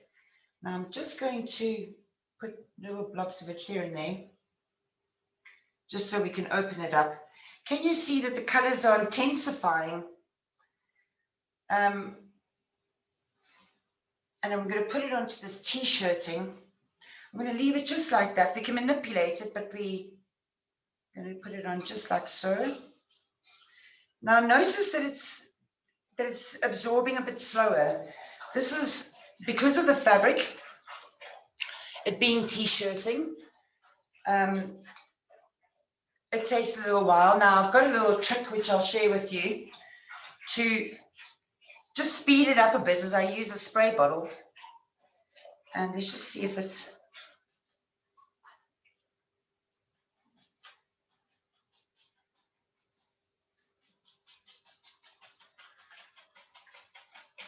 It's just to speed it up. Now just check what you've got it at, you know, obviously don't want to spray it in your size. But just to help it on, it's up to you, but it's good to wait just for the fabric to at least show signs of absorption happening. Let's just check a corner. What I usually do is I check a corner and I see, good, looks like we've got a take. And bam. Okay, so there's on your t-shirting. This is with the Winsor & Newton acrylic. Now, at the moment, this is not really going to say much. Yes, we've got a take. It looks like it's successful. What Stella needs to do is she needs to take this fabric and she's taking it outside and you're putting it into some water and she's leaving it there for a minute or two and kind of slushing it around, not being too aggressive, and then hanging it up from there. What we want to do is not remove all the gel or all the size, but most of it, okay? We don't want to give it a very, very hard rinse. We really are going to be focusing on removing the size more than giving it a wash right now, okay? So Stella takes it out on her board. I'm putting it on her board for her over there. And I find it's good when you lift it off the tray, especially when you're working with acrylics, is to when you lift it off the tray, like I just did, is to lay it down, if you're working in that size, to lay it down flat for even 5 minutes, just for the oxygen to take contact with the acrylic paint, and just for it to you know, kind of settle into the fabric before you move over to your rinse buckets. And what I then do is I take it and I put it into a bucket of water and I kind of leave it to lie there just so that more of the gel can dissolve in the cold water without forcing it too much. You know, I don't want to be spraying it too hard. You can, you know, if you're sure that the fabric is going to be successful and you know what fabric you're working with. You know how much pressure you can put on it, but I would either then leave it in the water and let it dissolve some of the gel and give it a bit of a shake and then hang it up, or I'll put it on a rinse board and I'll then pour water over it with a jug and systematically, just very carefully rinse off whatever needs to go off. There shouldn't really be anything that rinses off the fabric unless you've put so much paint that your fabric can't absorb any more paint. It just says no, you've put too much paint, it's too thick, I can't absorb it. Then you know that you should use less paint with that particular fabric. It's exactly the same as with paper. Paper, you'll have the same situation happen where it can only absorb so much paint. It depends on the paint. Larissa, can I ask you something about this? What experience you have with felt or with wool? Yes, would you? I've got some experience, Gabby, but not a lot. I've got a small piece of felt here that we can try if you like. What would you like to know? I would like to know, let's say, because if you speak about wool, of course, it depends if it's a felt or if it's a light woven wool, etamine or something. Of course, it's different. But let's say a thicker wool fabric, or I cannot really imagine how looks the surface when. I mean, how it is, you know. But why I'm asking you, what is your experience if you have experience with wool? Well, I can just, if I can find just quickly get the wool sample just in between drips. Let me just, because I have experimented with wool and I've also experimented with Melton. Must I continue dripping with you? Yeah, I think if you can just build it up for us first, please. It depends, Gabby. If you're working on a wool, you might want to consider changing your pigments. You might want to use some of your your wool dyes to see if you can get it to a viscosity where you can drip with it. Your surface being fluffy, you might find that you will have to really score your wool very well and make sure that it's very raw before you print on it, for it to really absorb the paints that you're using, or for it to take. But I feel that you'll just end up with a different type of result on the wool.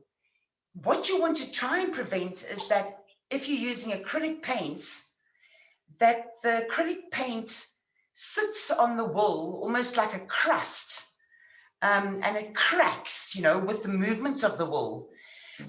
I use different pigments when I work with wool. Yeah. So, you know, I don't like to use acrylic on wool, I must be honest. This was actually also my my question. I could not imagine to work with acrylic on wool. Yeah, no, it's not one of my favorites. Yeah, can I carry on? What you can do for us, please, is you can get us that piece of Melton, that wool, and get us some of the hard body fabrics. Where are the hard body fabrics? It's in the pile. So if you can grab me a piece of lycra, that'd be good. That piece of lycra you're touching. Great. And something that's thicker, a denim or a Melton. Melton's that wool, it's a small grey square. Okay, we're kind of running short on time, so how are we doing for time, Lee? I'm going to drip this in these because, of course, you can build up your pattern however you like. There are the specific patterns that you can purchase books and it'll tell you how to do these documented patterns. I think there are around about 30 of them. And you can then take these patterns, which is really the movement of the rake, whether you're moving it this way or that way, left or right, you know, and repeating that enables you to do these patterns, but you can throw them around and you can play around with the concepts. You can see I dripped a plane after I've already built up bullseyes and did stone over it. So it's not really, it's just a play pattern. We're just making it up as we're going along here right now, because I'm wanting to focus on the dance and so I'm kind of looking at my patterning that way. I think our size is maybe a bit too thick, which is why things are moving so slow.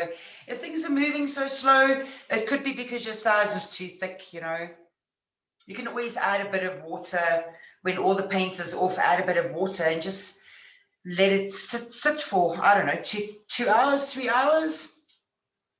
And the water will then mix with your gel and make it a little bit thinner.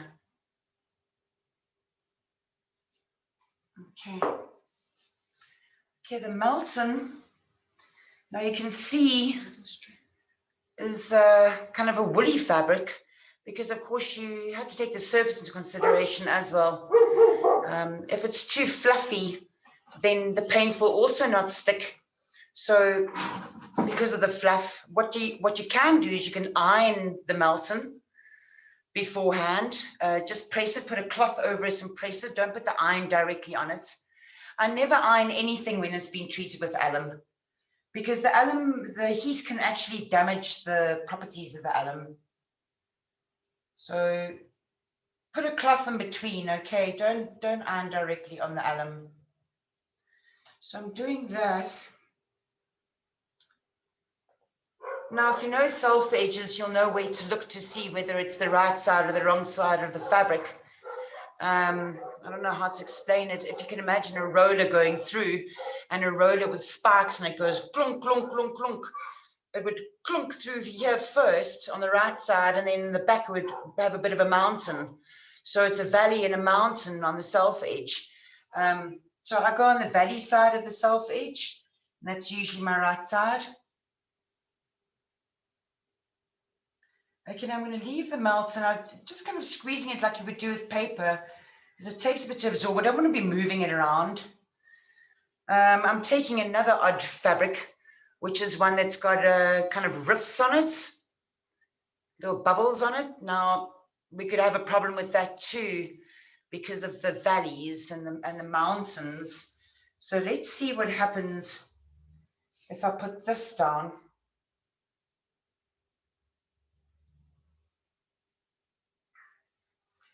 And let's grab a piece of ribbon. I forgot to mention I've got all the ribbon that I've treated. The ribbon, the same thing. I pre-washed it. I put it into the solution with alum water, 30 mils to 1 liter, and I let the ribbon dry. This is ribbon that is, some of it is being used. You'll see this piece actually has some eco printing done on it. So what I'm going to do now is I'm going to lay it down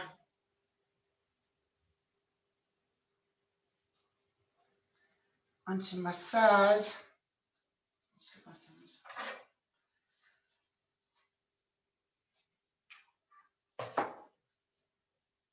Can you maybe just, perhaps these benches, if you can lay the alum stuff out on the benches, then I can grip it from there, B. Okay, notice I'm leaving it on a little bit longer because of the, I'm not sure. So this is how I would go about testing, you see. Now I can already see if I lift this, I've got a problem with the ridges. Okay. Now, I believe it could be because of the acrylic. I would have tried I'm going to push it down and see if that kind of makes any difference. Not that I'm wanting to get involved in any of this when it gets to production, but we're testing to see what takes and what doesn't. We actually got a very nice take on that. So where the fabric did get wet, can you see there, B? Yeah. Where the fabric did get wet, it did transfer in spite of the color and the hobbles. We'll have to see whether it takes or not after Salah's rinsed it. This is the Melton. Let's check. Oh, it's the side. Okay. You can see there's take on this side, so I'm going to use my spray bottle. This is just rainwater. I mean, if it is going to dilute your size, it's going to be so minimum, you know. But why I'm doing this is because I'm encouraging. Did that take? Yeah, it took very nicely. It encourages the paint to seep in. Okay, good. Very nice. So on the Melton, that is what we've got. You see where I didn't encourage it and where I lifted it up too soon, it didn't take. Now, I don't want to do that on the rest of my fabric, but just for shits and giggles, if I rub it around, I don't want to because it's going to damage the pattern. Now, remember we've rubbed it on that side and we've rubbed it on that side. I'm giving it to Stella for her to rinse it and for it to dry because that's when we'll be able to tell the actual final results. Okay.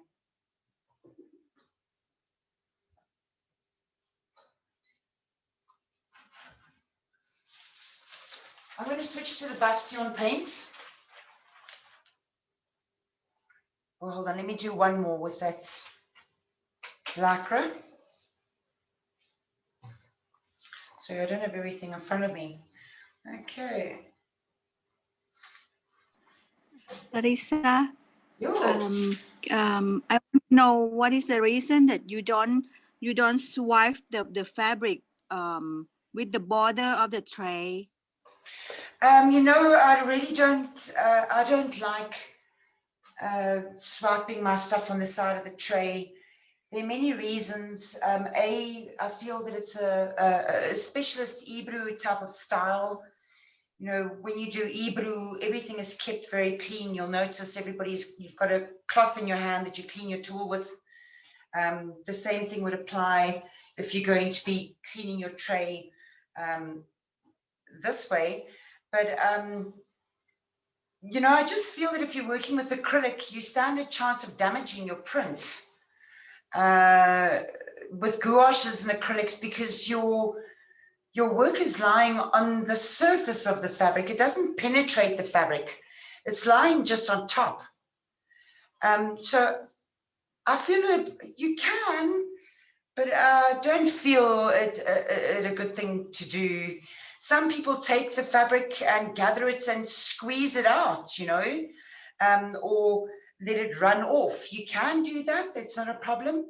I don't like to do it because you are going to end up with alum residue in your tank, which is usually my concern. And if I swipe and I release the gel that is still on the fabric, whatever alum that was in the fabric is on that gel and it'll be released into my tray. So it's going to contaminate my gel.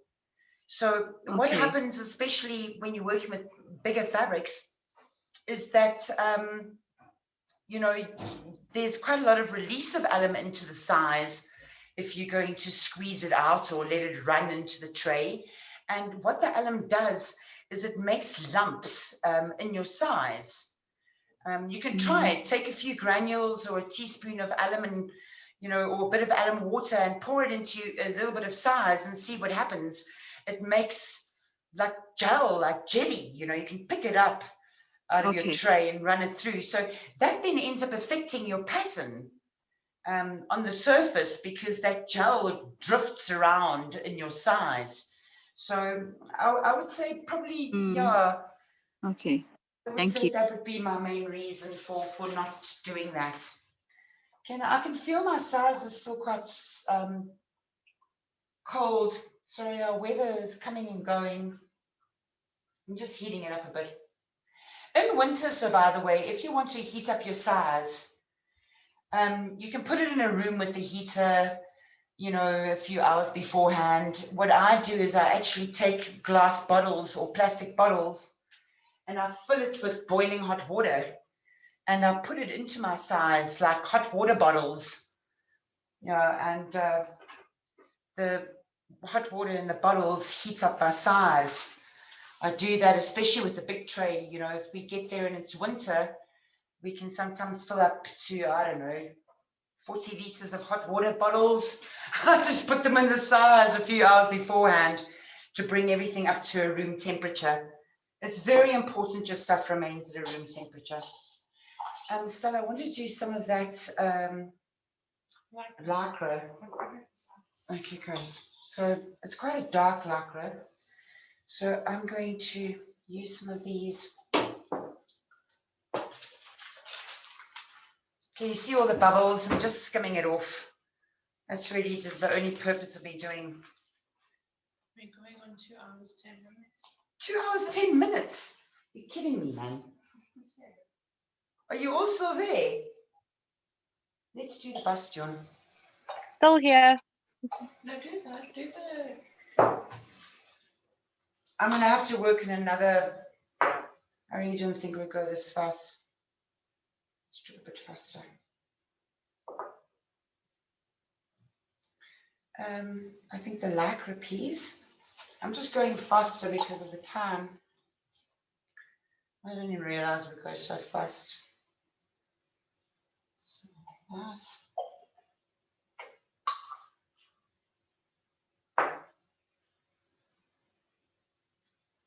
I'd love to spend some time on explaining all the patterning, etc. to you, because that becomes quite a vital thing. At the moment, I'm building just a pattern because I'm working on a dark lycra. So what I want to do is I want to use lighter colors.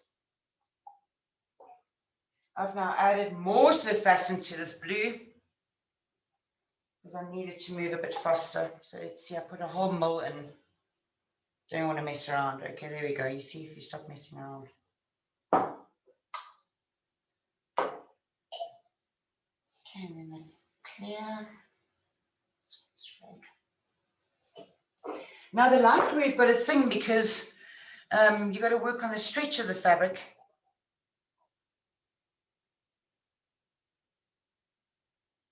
I'm just working it in again to build my intensity. You're going to see a difference with the Bastion paints. With the speed, everything moves at.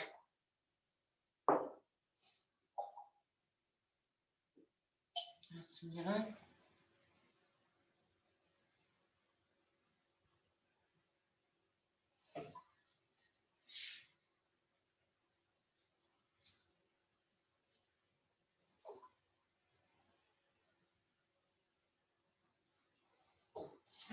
Okay. With the rakes, you can make rakes out of all sorts of things. You'll see I've got, this is my emergency rake that I just make out of a straw and you put pins in. You can take 2 bits of wood and sandwich them together and make yourself a rake. You can get balsa wood and just use an awl, make little holes. And I use hat pins or just long sewing pins. You just cut the tops off and work them into the dowel holes. The same thing would apply here. Otherwise, you can do as I showed you with the hair curler pins. You can stick that through foam core. Foam core works very well.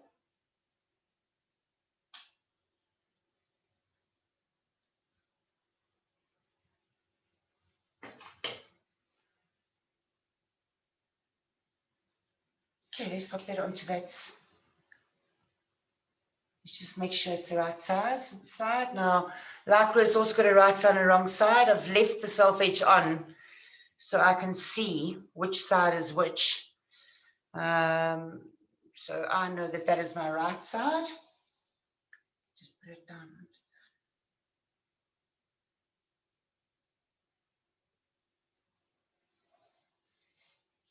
When people ask me about you can see this wasn't a total square and we didn't focus enough. There's a piece of fabric that's buckled over there. Now, it's good to have your things in square and pay attention. You can see there's a strange shape, which is why I find it's better to marble in square, unless you know and you've got to pay attention. So our lycra, very beautiful. Success with that. Okay, Lee, I think that's it. And let's do one piece of small denim. Just put that. Hold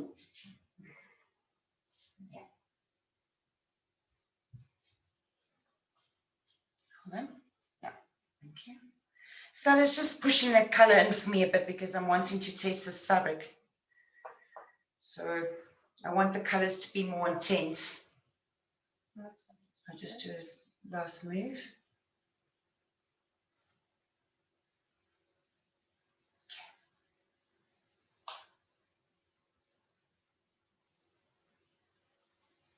Okay.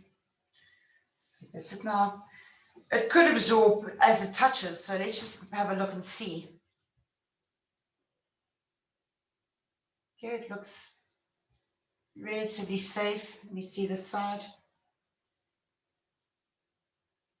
I'm just going to wait a little bit longer. Good. These Winsor & Newtons are backing away. I can see that the time is moving far too fast. Should we take a quick break, or is everybody still with us?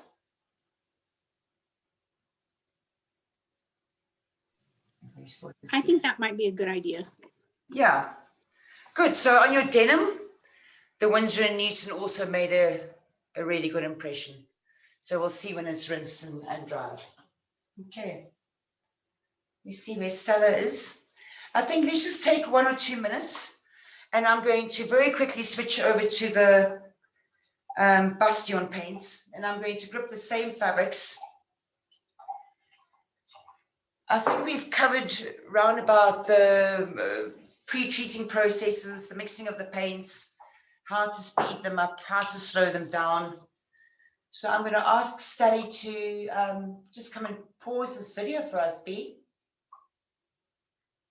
And then when you come back, I'm going to try the Bastion paints and see what the results are on exactly the same fabrics that we had just now.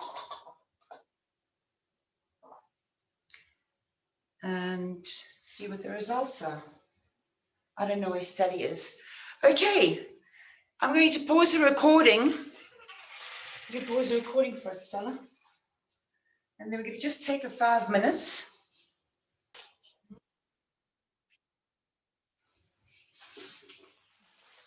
Cleaning the tray for us. We are going to switch over, and we're switching over to the Bastion paints. Now, just to answer your question, Gabby, in regards to the Bastion paints, is it's a totally different formula than obviously a different company, and they use more of a craft paint base. If that explains it properly, it's got more of a the type of paints that you would use to paint your walls, you know, domestic paints, very strong acrylics that have very strong flow formulas in them. Now, there's a reason why I kind of asked them to please just leave it with quite a bit of surfactant in it, is because people who just start with marbling don't know how to adjust their paints. What I've just shown you, that can be something quite difficult before you even get to do anything. So the Bastion paints already have a lot of wetting agents in them, which means they spread a lot faster than other paints would normally, because they already have it added. Would you recommend this paint, let's say, for example, for your fabric, for your garments, for your commissions, or what you do it only, let's say, to paint or marbling huts and shoes and something like this. You understand what I mean? Yes, On the totally. quality of the paint. Well, Let's say, yeah. I can tell you that I feel that with the Bastion acrylics, I'm getting very good results on synthetic fiber and also on stretchy fabrics. This is why I'm doing this test, because you'll see my results on my t-shirting, I feel, is better with Bastion. So if a client sends me a lot of t-shirting and a lot of lycra, and I do a test on it like I'm doing now, I'm not sure which paint will work best. Yeah. I test it like I'm doing it now. A bit one piece with Winston Newton, one piece with Bastion. And once I've rinsed it and I've tasted and seen it, I'll be able to tell which paint will work better. Yes, I would work with Bastion for a particular job. Gabby, I would. It depends on which fabric I'm working on and what the client is willing to pay as well, you know. I usually would use Winsor & Newton. My Bastion, I've just kind of started playing with over the past few years, and I didn't want to take a chance to use it on any of my designers' fabrics. But it's getting to a point where I think, I understood. Yes, thank you. Yeah. I think yes, I am, because now I'm going to start working with lycra, and I'm going to start working with a more denim and bull denim, and I feel that Bastion yields a good result on those, you know.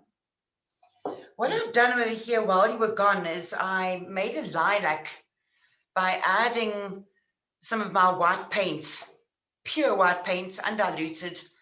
I added it to some of the purple to get a lilac. It was a bit thick, so I had to add some water, but I haven't added any surfactants to it, okay? Here's the clear. I was looking for that earlier. Okay. Yellow. I'm just rinsing my pipettes before I put them into the Bastion. All right. I'm not focusing a lot on my color and on my pattern because I really want to test the fabrics. And I'm going to do 1 or 2 pieces of paper with this Bastion as well, so you can see the results.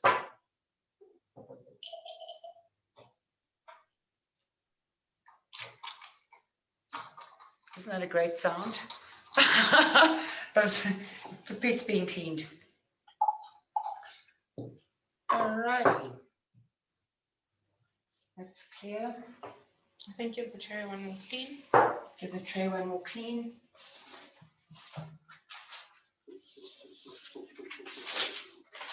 Just to be sure.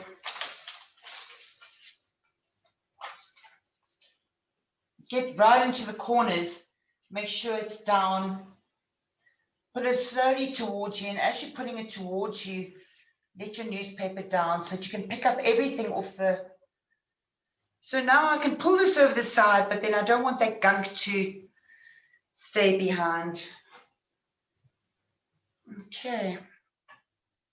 Let's start with the Bastion. We're going to put onto that...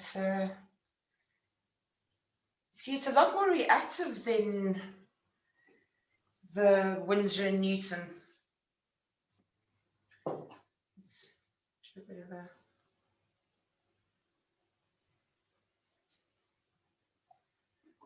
So I don't have to do so much adjustments and trying to put the surfactants in.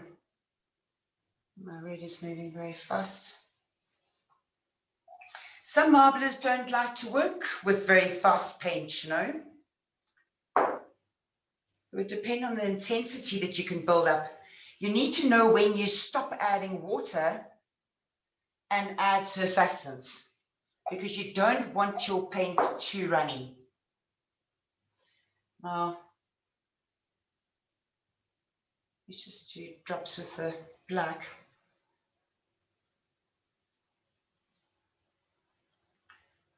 And use a flick brush.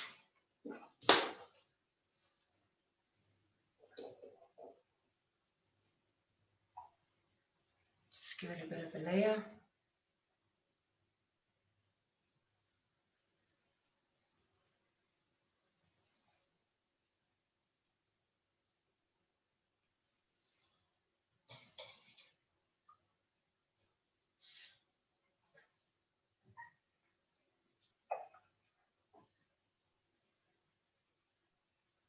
Black it up a bit more.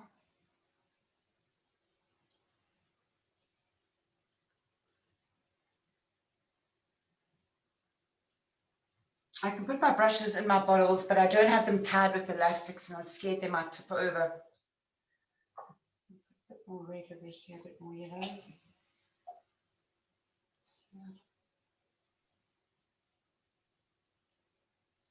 I'm going for that lycra. Let's do a piece of paper and a piece of lycra. You've got that lycra there with you, Sal? Yes. Just putting another layer of yellow. Now, of course, with patterning at this point, you can make hearts and stars and birds and all sorts of things that you can play around with yourself. We can do something on patterning because I see that the time goes so fast. I'm going to add just a bit of clear because I want to build this intensity up so much. I want to see if that fabric can absorb it. I'm putting some clear in the corner now. And I'm really pushing this in. This is the clear that I made with a bit of gel, water, and the soap. Notice how my colors are intensifying and pushing in. I can keep doing that, but I need to know when to stop because I don't want to have it just take over my tray and push it in so much that everything loses formation. I think we can leave it like this. We can do a pattern. Should I do a little pattern? Let's use one of these Afro rakes. Now, you might not know or have rakes, but you can use something. Now, if I just, say I use just a comb, I literally don't stick the comb in. You just kind of touching it just below the surface of the water and dragging it, very light-handed. You know, you can then create patterns like that. I like to create lines because then through the lines, here's another comb, you can get a different type of patterning. You know, maybe Sally, you can take a photo, then we can show everybody later on the difference between lining your, because this is what you're doing, you're creating a line to move your rake through. It changes your pattern again. I can come back with my stylus and I can tweak it a bit more. So that's in the sense of design, how you can play around with it. I think let's grab that lycra and I'm going to grab a piece of paper. This is a Reeves traditional pale cream in Timeless paper. It's a type of, I think it's a, I don't know, what is Reeves? I think it's a cotton, if I'm not mistaken. Let's see what the quality is like. There's your wet strength of your paper is pretty good. I'll show you another piece where the wet strength could be. This is curling. Yeah, you see there, it starts curling. So Sally's going to take that off. Prints beautifully. Does print beautifully. This is a paper that bubbles when you treat it. Look, it immediately starts curling. So, you know, you have to check how you handle your paper. This is trace paper. What is it? Just do a doily, just for, because I want to lift this paint off. And I want to see the result of the bastion on the paper.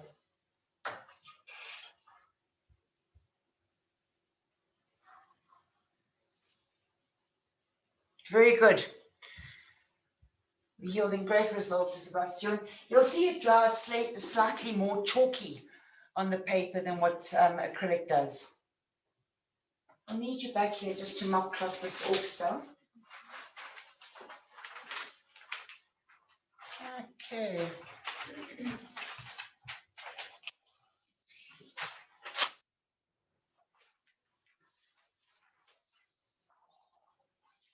Hold on a minute. Let me take it off because I've got the bucket here by me. And get another piece of skim.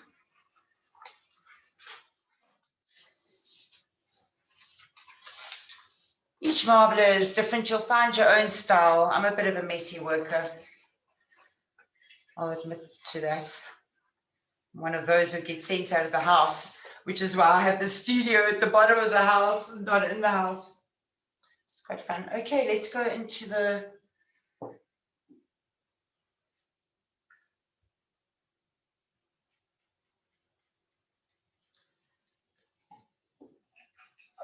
go lighter purple. You can see how much more reactive this paint is. With it Winsor and Newton, no doubt.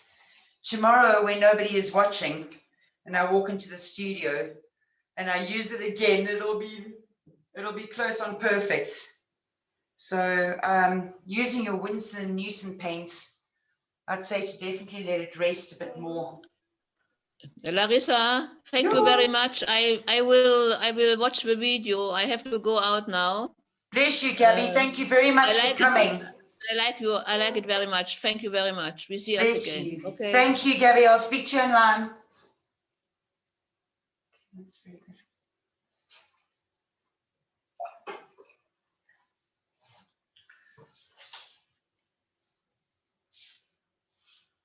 It reads very fast. So just paying attention, I would have used that red more than likely in the beginning, just to intensify that red up a bit more and to prevent it from okay,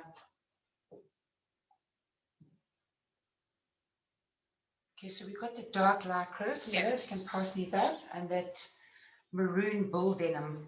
Okay. Quite a thick fabric. You pass me that.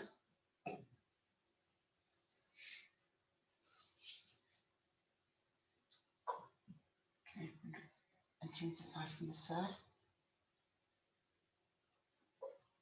I like to work in trays slightly bigger than what is necessary, because it can give you more control over what you want to do in the sense of patterning. Otherwise, yeah, if you're working with your exact tray size, then just make sure that you know that your paints are balanced out, so you're not doing a wild experiment like I'm doing now. Okay, good. There it's pushing in. You can see the colors intensifying. I would do a streak down the middle with quite the clear and beautifully. then do a red pattern. No, we can do that. Let's do it right through the center, just to show the intensifying of the color. You can use a floss color as well. So we can grip that lycra style. Let's go for it. I think they slipped it like this. So we just put it through about like that, yeah.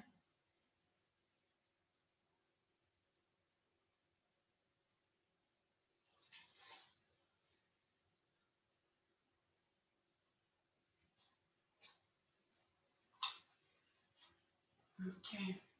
The orange lycra, please. Sorry. What orange lycra? Over there. Great. Okay, self-edge again. There you can see there's little spikies or little hills, and that's where the machine went in. So if you look at the self-edge, where it goes in is usually the right side. Okay.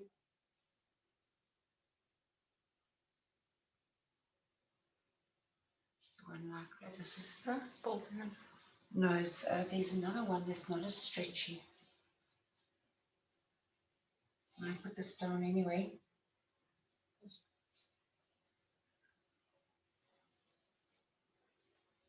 This is playing with the tray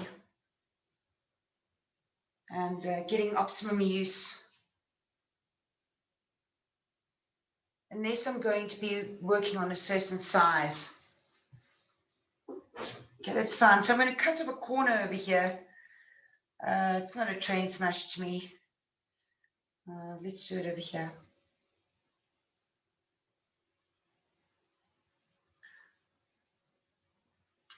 Script me a ribbon. Let me just work this a bit more.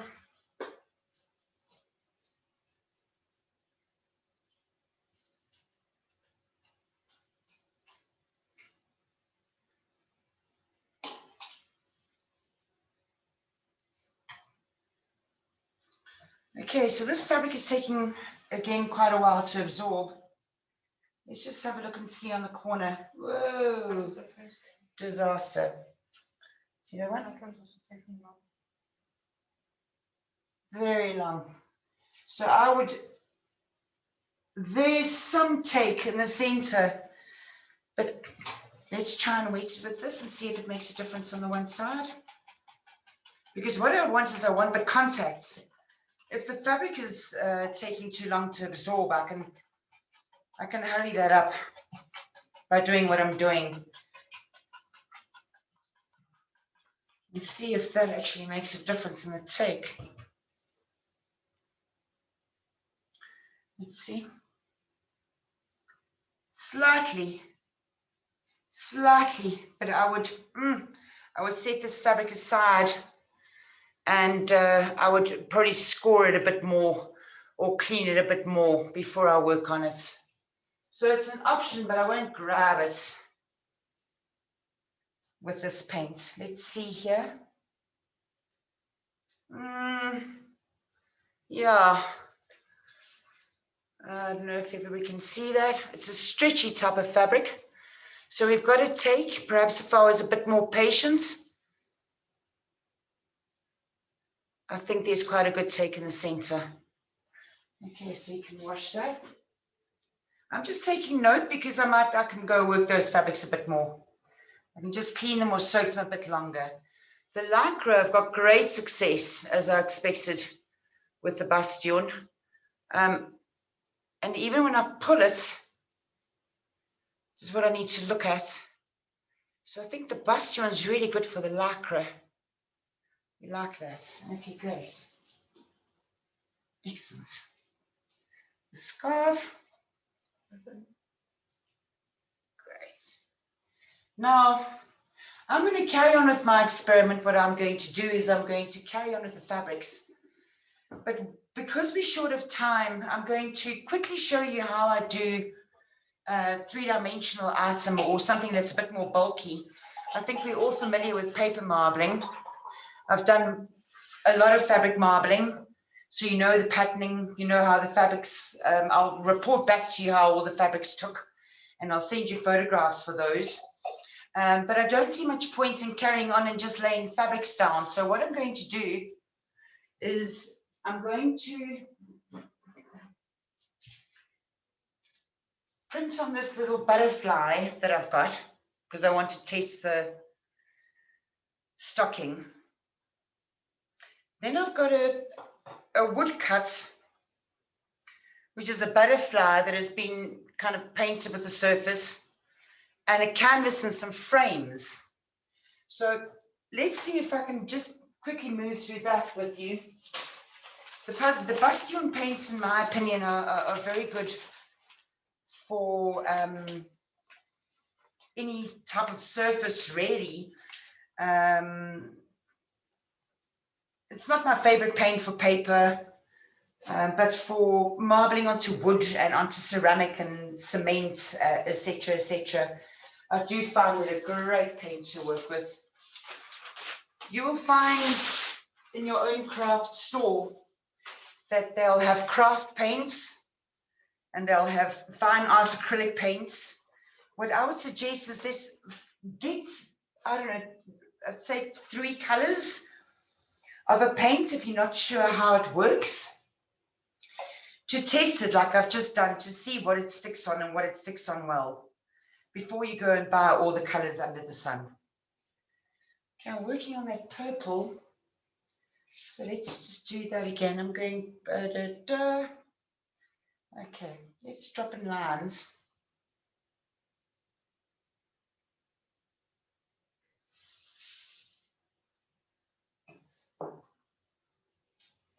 And let me just give you an idea as to how you can lower, bubbles, how you can lower other objects onto your size.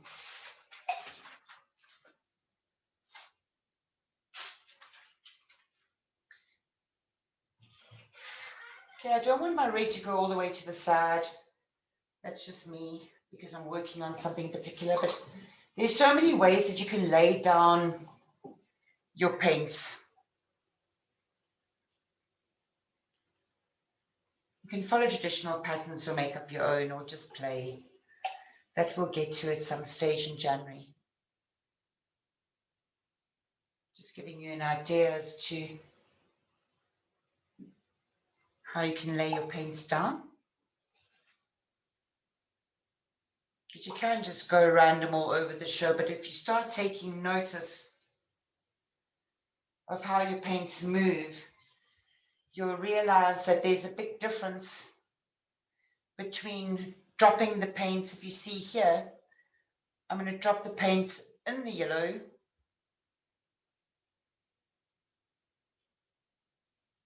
and here I'm going to drop it next to the yellow.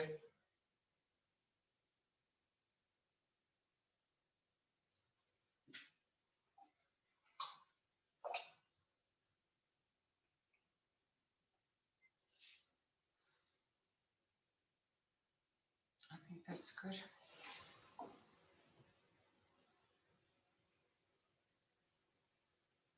To drop it again inside.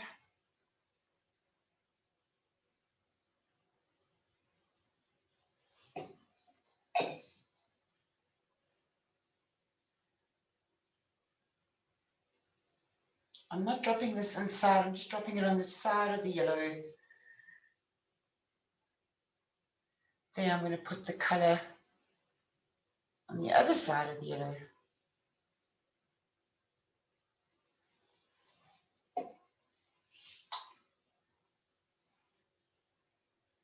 Now you'll notice that these colors are really moved into the side of my tray. I would like to move them in a bit without losing all the color. Should have probably paid attention to it, but let's push it in a bit. Because it's all a game of push and pull marbling and getting your paints to spread and knowing when to stop. Okay, you can notice how it's building up intensity. I'm going to put a bit of purple just in this yellow now. There's a bubble.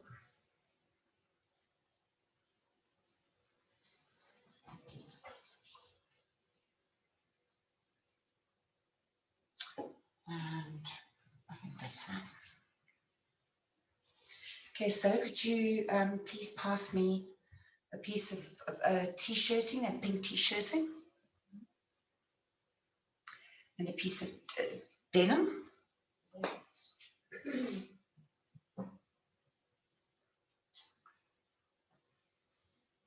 So if we're doing my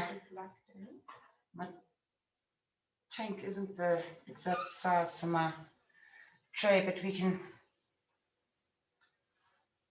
because I'm really creating lines.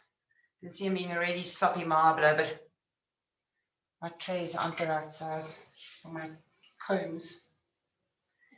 And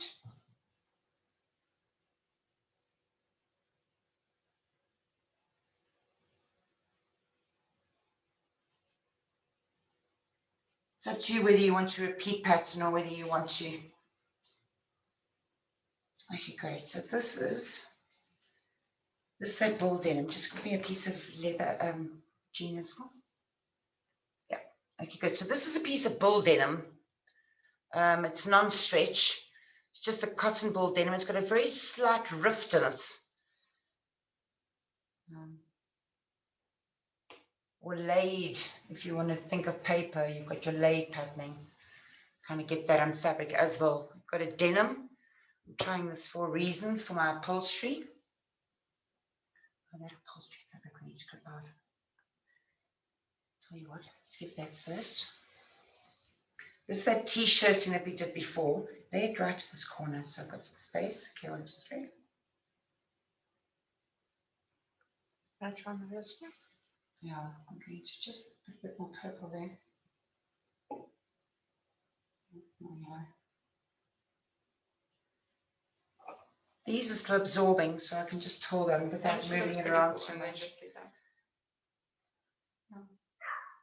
Let's pull the colors into the purple. Okay. And the denim. Well, look, it's a shame we don't have enough time for me to show you how it all dries, but I'll update you in the week with another video. I'll just send it to you. You can watch it on YouTube, and you can see what the difference in the take was. So let's see here. Okay, now you can't see, but when I lift it, the paint isn't sticking at all to the fabric on that bull denim. On this t-shirting, let's lift it up. Getting some result, but most of it is washing off. So this doesn't happen all the time. Okay, sometimes you can get cottons and cotton knits where it just takes straight away. As soon as it touches the gel and the paint, it takes. But this method is pretty handy. It can help you along.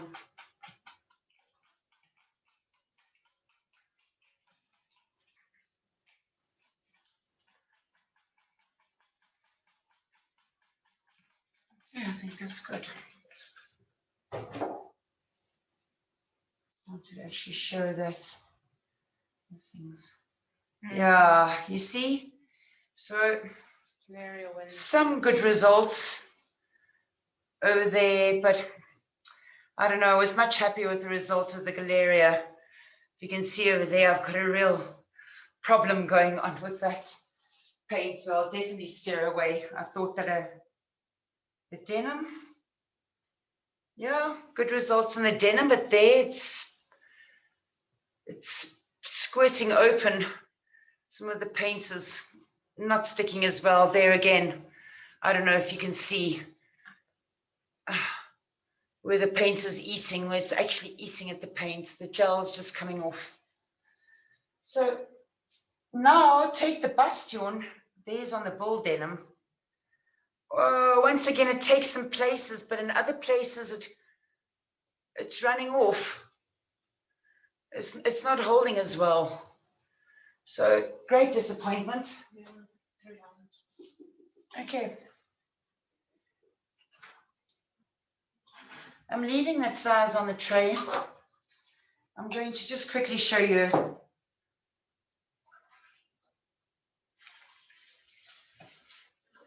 the results on a butterfly. Let's do this and just feed that in.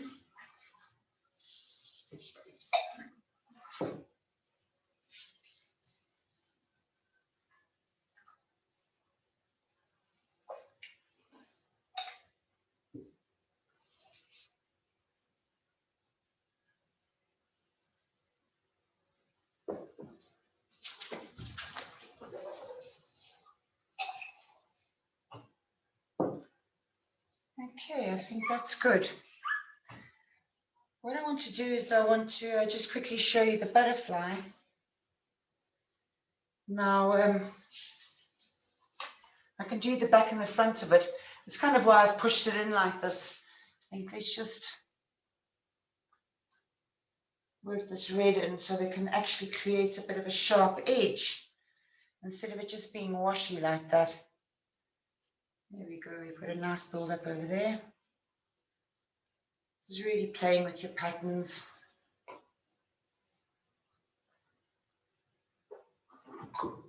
I'm pushing it in a little bit more.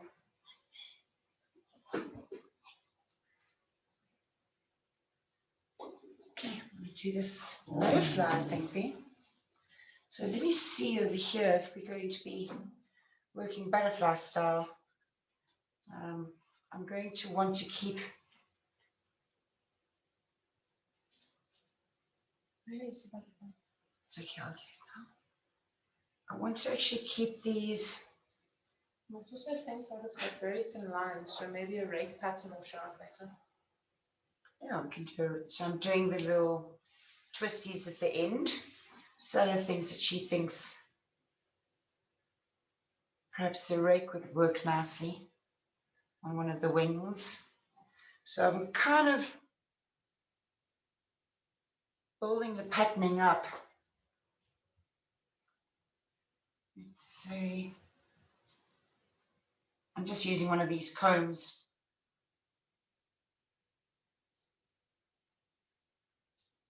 That's when it's good to clean the tip so you don't have extra paint on the comb when you're combing it around. I've created a slight line.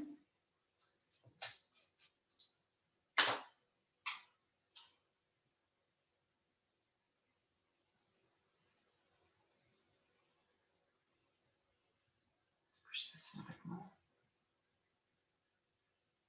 You can keep building it how you want to, but what I really am trying to do is give it kind of an asymmetrical patterning for my butterfly. So there's my butterfly.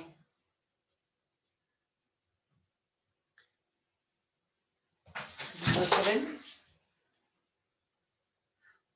Now grip it in such a way that you don't get your fingers on the other side. I think everybody is aware of that. Right about there. Once you get in an angle, I'm actually doing the back and the front of this. Right below the gel. And that's a huge difference. And just the butterfly, I don't know if anybody can see that. Let that be. Not to touch that, just to keep the sides, okay? Don't touch the actual print right then. Stella's giving it a slight rinse. I'm going to, just a finale, do a frame for us. And let's work on this lime green. I've got this frame just to show you how we can fit pattern. And once again, leaving this paint on the sides and popping my bubbles. It looks really mucky, but let's see if we can still build on this.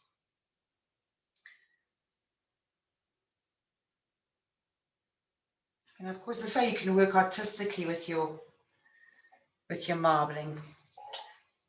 Well, I also prefer working in a bigger tray because often there's paint left over that you can mess around with. And you can really get into. Let's get this.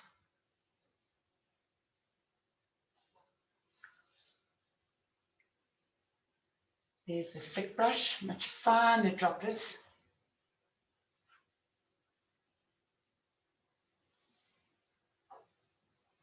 And break it over there.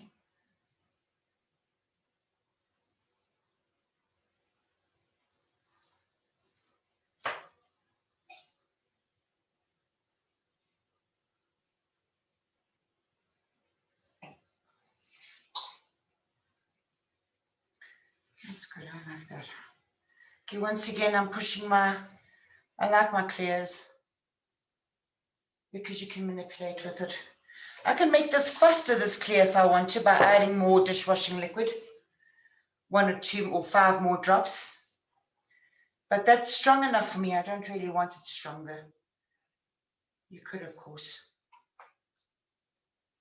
I'm working on this frame. So now you've got your frame, got the little doodads on the back. You can see what we did is it was an old marbled frame, and Stella's just painted it with what do you call it? Chalk paint. We call it chalk paint. I'm sure you're all aware of it. So I'm putting the Bastion paint over chalk paint onto a little wooden frame. Should we? I don't want to disturb that too much. Let's perhaps make little stars. How about that?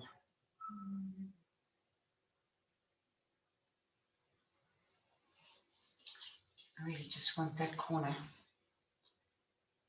I want that.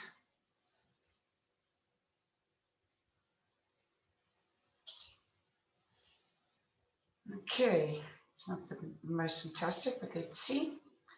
Okay, I've got little doodahs that I'm holding onto on the top over here.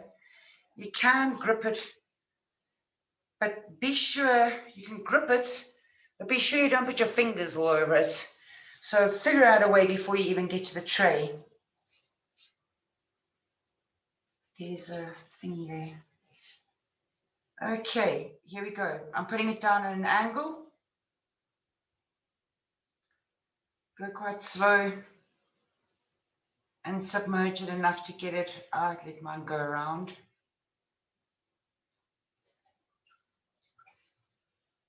And there you have very quickly a blinged up frame.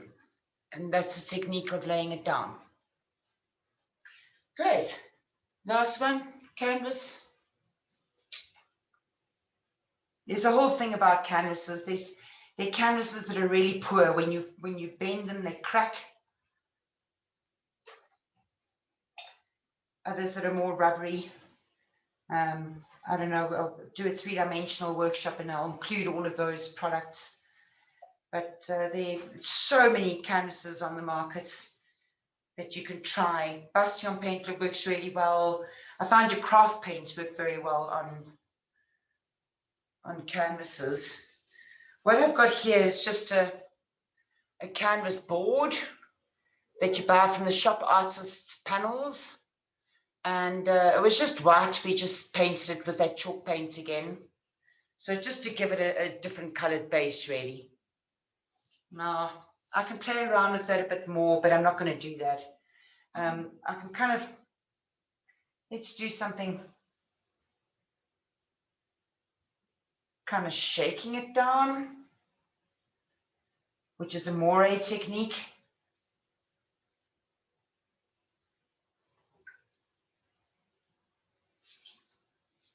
Now, you can see there's a bleed that's happening.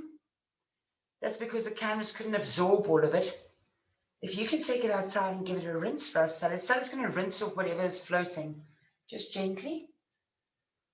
And then bring it back from the door. Yeah, I think that's it.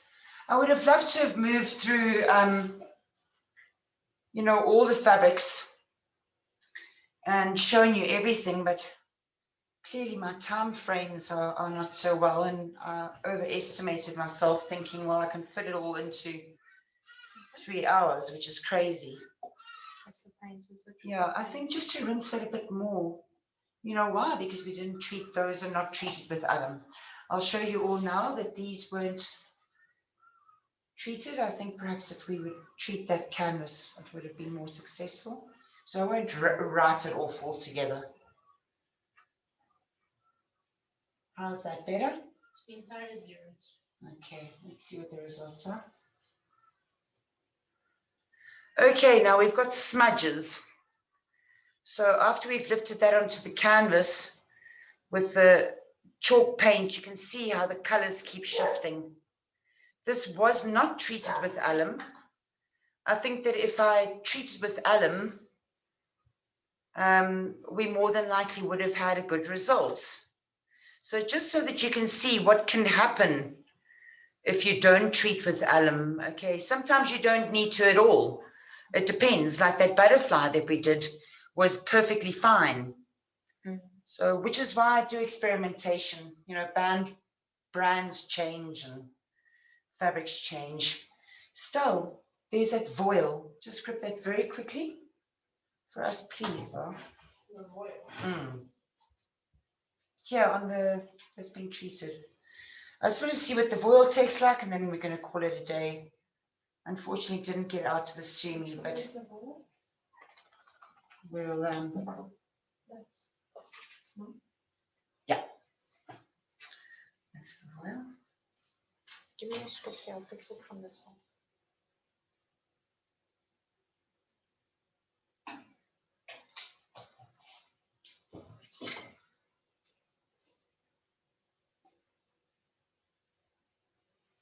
Okay, this is our residue paint that's left over, which is fine. We've got slight flaking. What happens is your acrylic paint starts drying on the surface after a while. And it can cause some problems.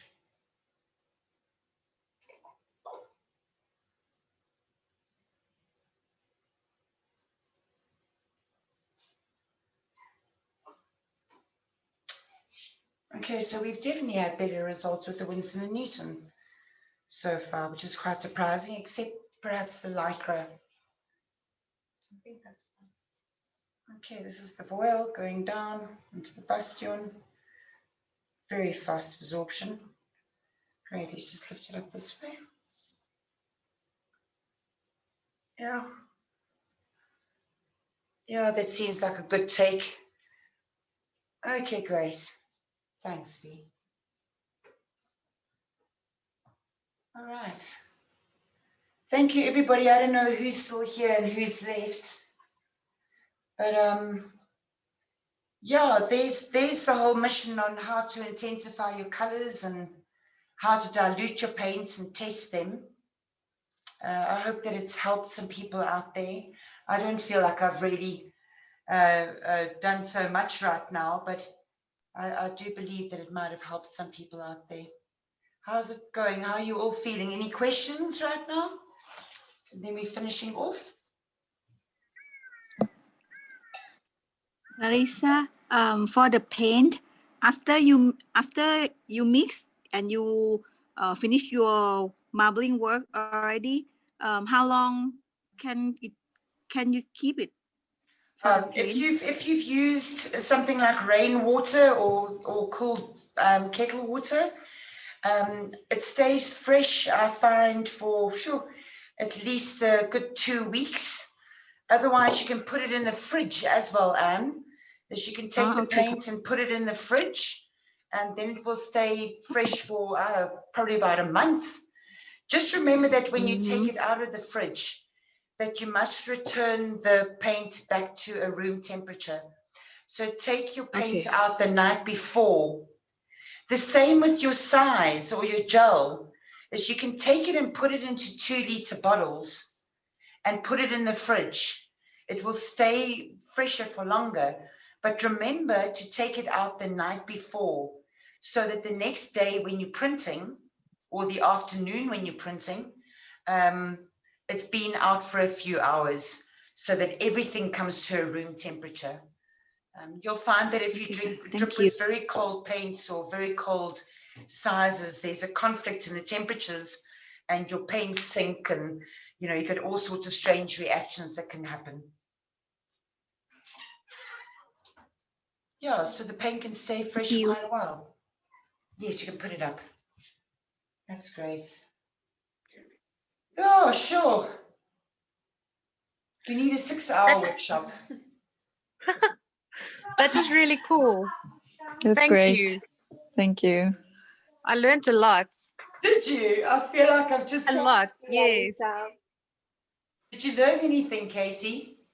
Yes, of course, always from you. Leo, were your questions answered about fabric? You're not sure what to do with it afterwards, is what your question was too. Yes, because I did a lot of tests in many kind of fabrics, and it was very nice to clear up some things that I was confused. Yes, if you're wanting to test to see which paints work. After this, Leo, you asked about treating or what to do with your fabrics when we finish marbling them. I think, let me just answer that quickly while everybody is still here, not to go too long. Once Stella is washed, now rinsed it, and she's hung it up to dry, are there some that are dry that you could bring? What I do with that fabric is I'll leave it for 3 or 4 days. No, fabric, no. I leave it to kind of cure for a short while. So I leave it with the gel that is still in there and the paints. I'd leave the acrylic paint for anything between 4 days and 7 days, you know, to cure. In between that, while it's curing, I give it a nice hot iron on the back so that your paint really fixes and embeds itself into the fabric. So a good hot iron on the back. Sometimes I don't add it directly to the fabric. I'll use a blot cloth. So I'll use a piece of sheeting or cotton in between to just add some heat to the back. When you apply the heat, kind of iron it and feel it. When you feel the back of it, you'll feel the temperature of the fabric getting really hot, so hot that perhaps you don't want to touch it all that much anymore. It's too hot, but not melting the fabric, if you catch what I'm saying. So apply heat, a constant heat over the whole fabric. And then only after doing that do I remove my size. Now, this has been lying out. Is there anything else that's even partially dry? Oh, is it? Our weather is bad. Now, you can't see here, but if I do this to the ribbon, some of the gel actually comes off. Stella's rinsed most of it off already and allowed it to dry a bit. So part of the curing is not to pull on it too much, but what I do is I kind of give it a bit of a shake. You know, look at the fabric, that looks fine. There's still some gel on there, but I'm going to leave that to cure, okay? I'll take the same piece of fabric. You know, I find it better to soak if there's a lot of gel on. I just see Stella's rinse it, but there's still quite a bit of gel on. It's not a train smash. How to put it in a nutshell. So you can iron it on the back. If there's a lot of gel on, just to give it another, just quick soak in water to remove some of the gel, let it dry and then iron. I know it's a pain in the ass, but you know, it's better than to iron directly onto gel. You want to iron onto the back of the fabric so that your iron doesn't get any of the gel on it. You can see the gel's flaking off already. You know, just from drying, I can shake it and the size will come off. Iron it on the back. And then once you've ironed it and fixed it, then you should be able to put it through a gentle cycle in the washing machine.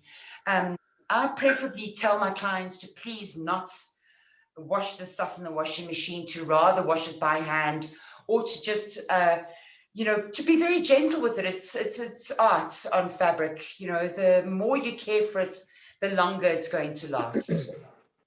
If you're going to keep throwing it into the washing machine, it's going to last maybe 6 months.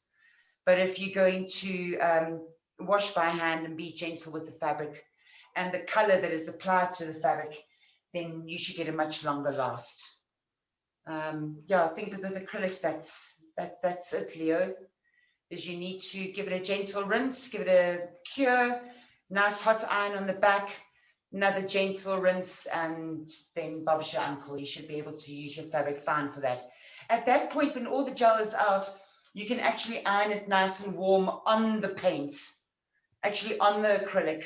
So when there's still a bit of size and alum in the fabric, iron it on the back, and with your final result, when everything is out, you can iron it right on the front of the paints. Okay. Larissa, you didn't. Yes, Jeff. Were you going to talk a little bit about flow restriction, paint flow restriction? Just explain. Perhaps I don't understand your terminology. Well, I thought you were talking about, like, you know, add this surfactant, add water to get spread, and I thought you were going to talk a bit about how to To retard, to make it go slower. Retard, right, yes.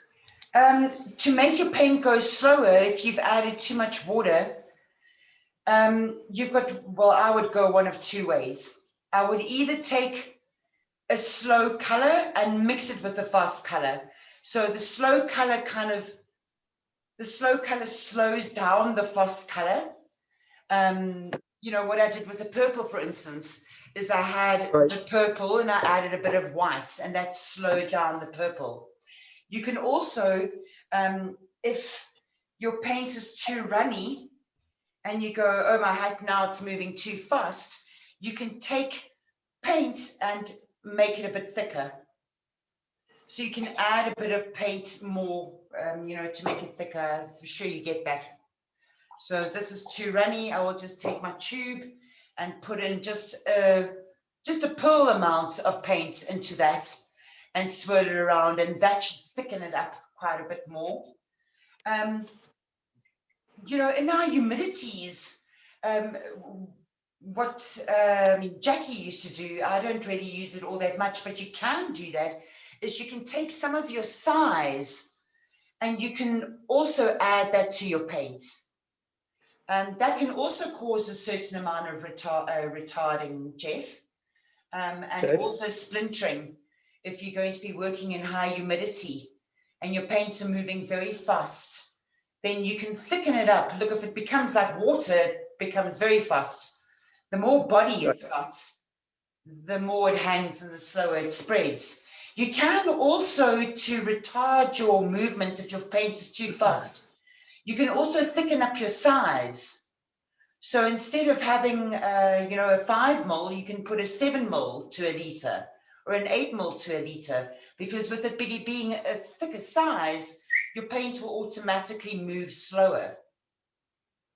With the Winsor and Newton paints that I was using first, they were moving very slow.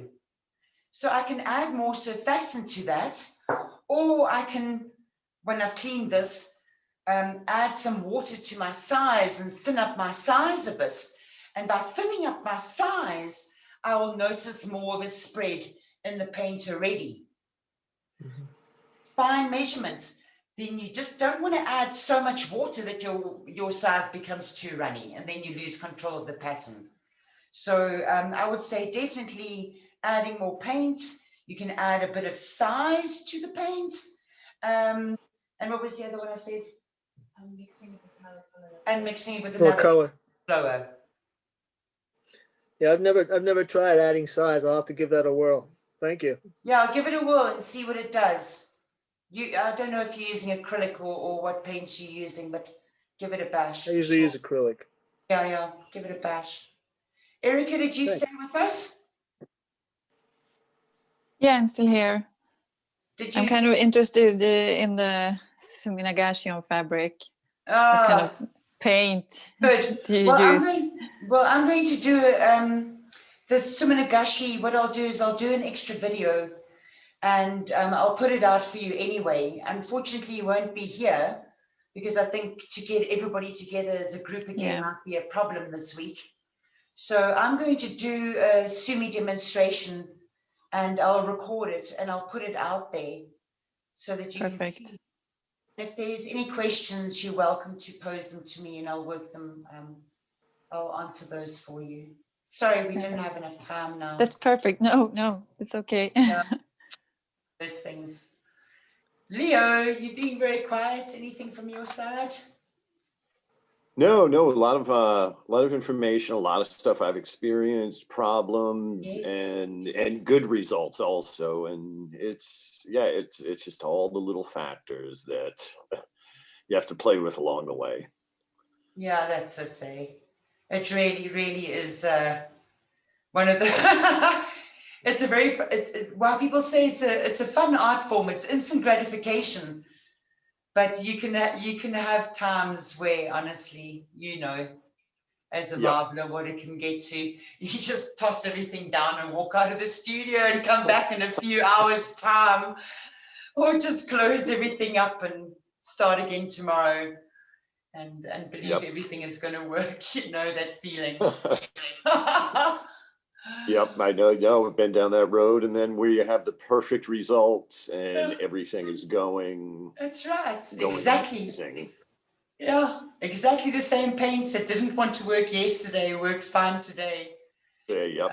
So I think as people who work on water, we really know how to handle rejection.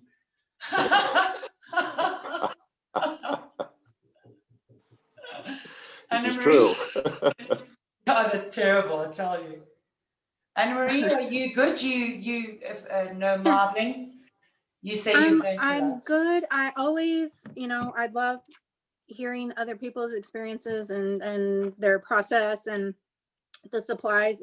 It's always a learning experience. Also, I appreciate sometimes you take classes or people don't ever seem to make mistakes and everything the size is always perfect, the paints are always perfect, and it's not very relatable. But having classes like this where it's like, that didn't turn out so great and that turned out great is more like real life, and it's not as intimidating of art form if you see that not everything's going to turn out, but you still learn something and you still have fun, whether it turns out right or not. You always, the process gets better and better.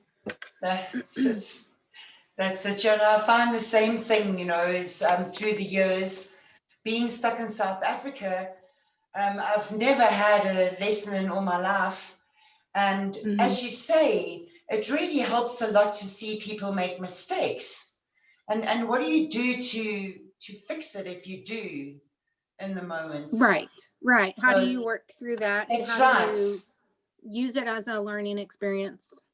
But marbling, you have to embrace the mistakes, and because there's going to be a lot of pages or products that don't necessarily turn out the way you wanted them to, but it's you can't be scared. Yes, you just got to go for it. Yeah, I feel that when you find the paints or the products that work for you, stick to those. I've managed to identify paints that work for me for certain things, and I stick to those. When you get to that point, then the costing stops running up, Right. because it can cost a lot. So just buy little testers and go to the fabric shop and ask them, please, can you just have a 10 centimeter piece of fabric or a half a meter of fabric and not the whole roll? And we have a lot of the craft stores here that sell fabrics will sell remnants of fabrics for pennies sometimes. Yeah. And they're all rolled up in a bin, and you can kind of just grab some of those and experiment. Exactly. Because you can get it super cheap sometimes.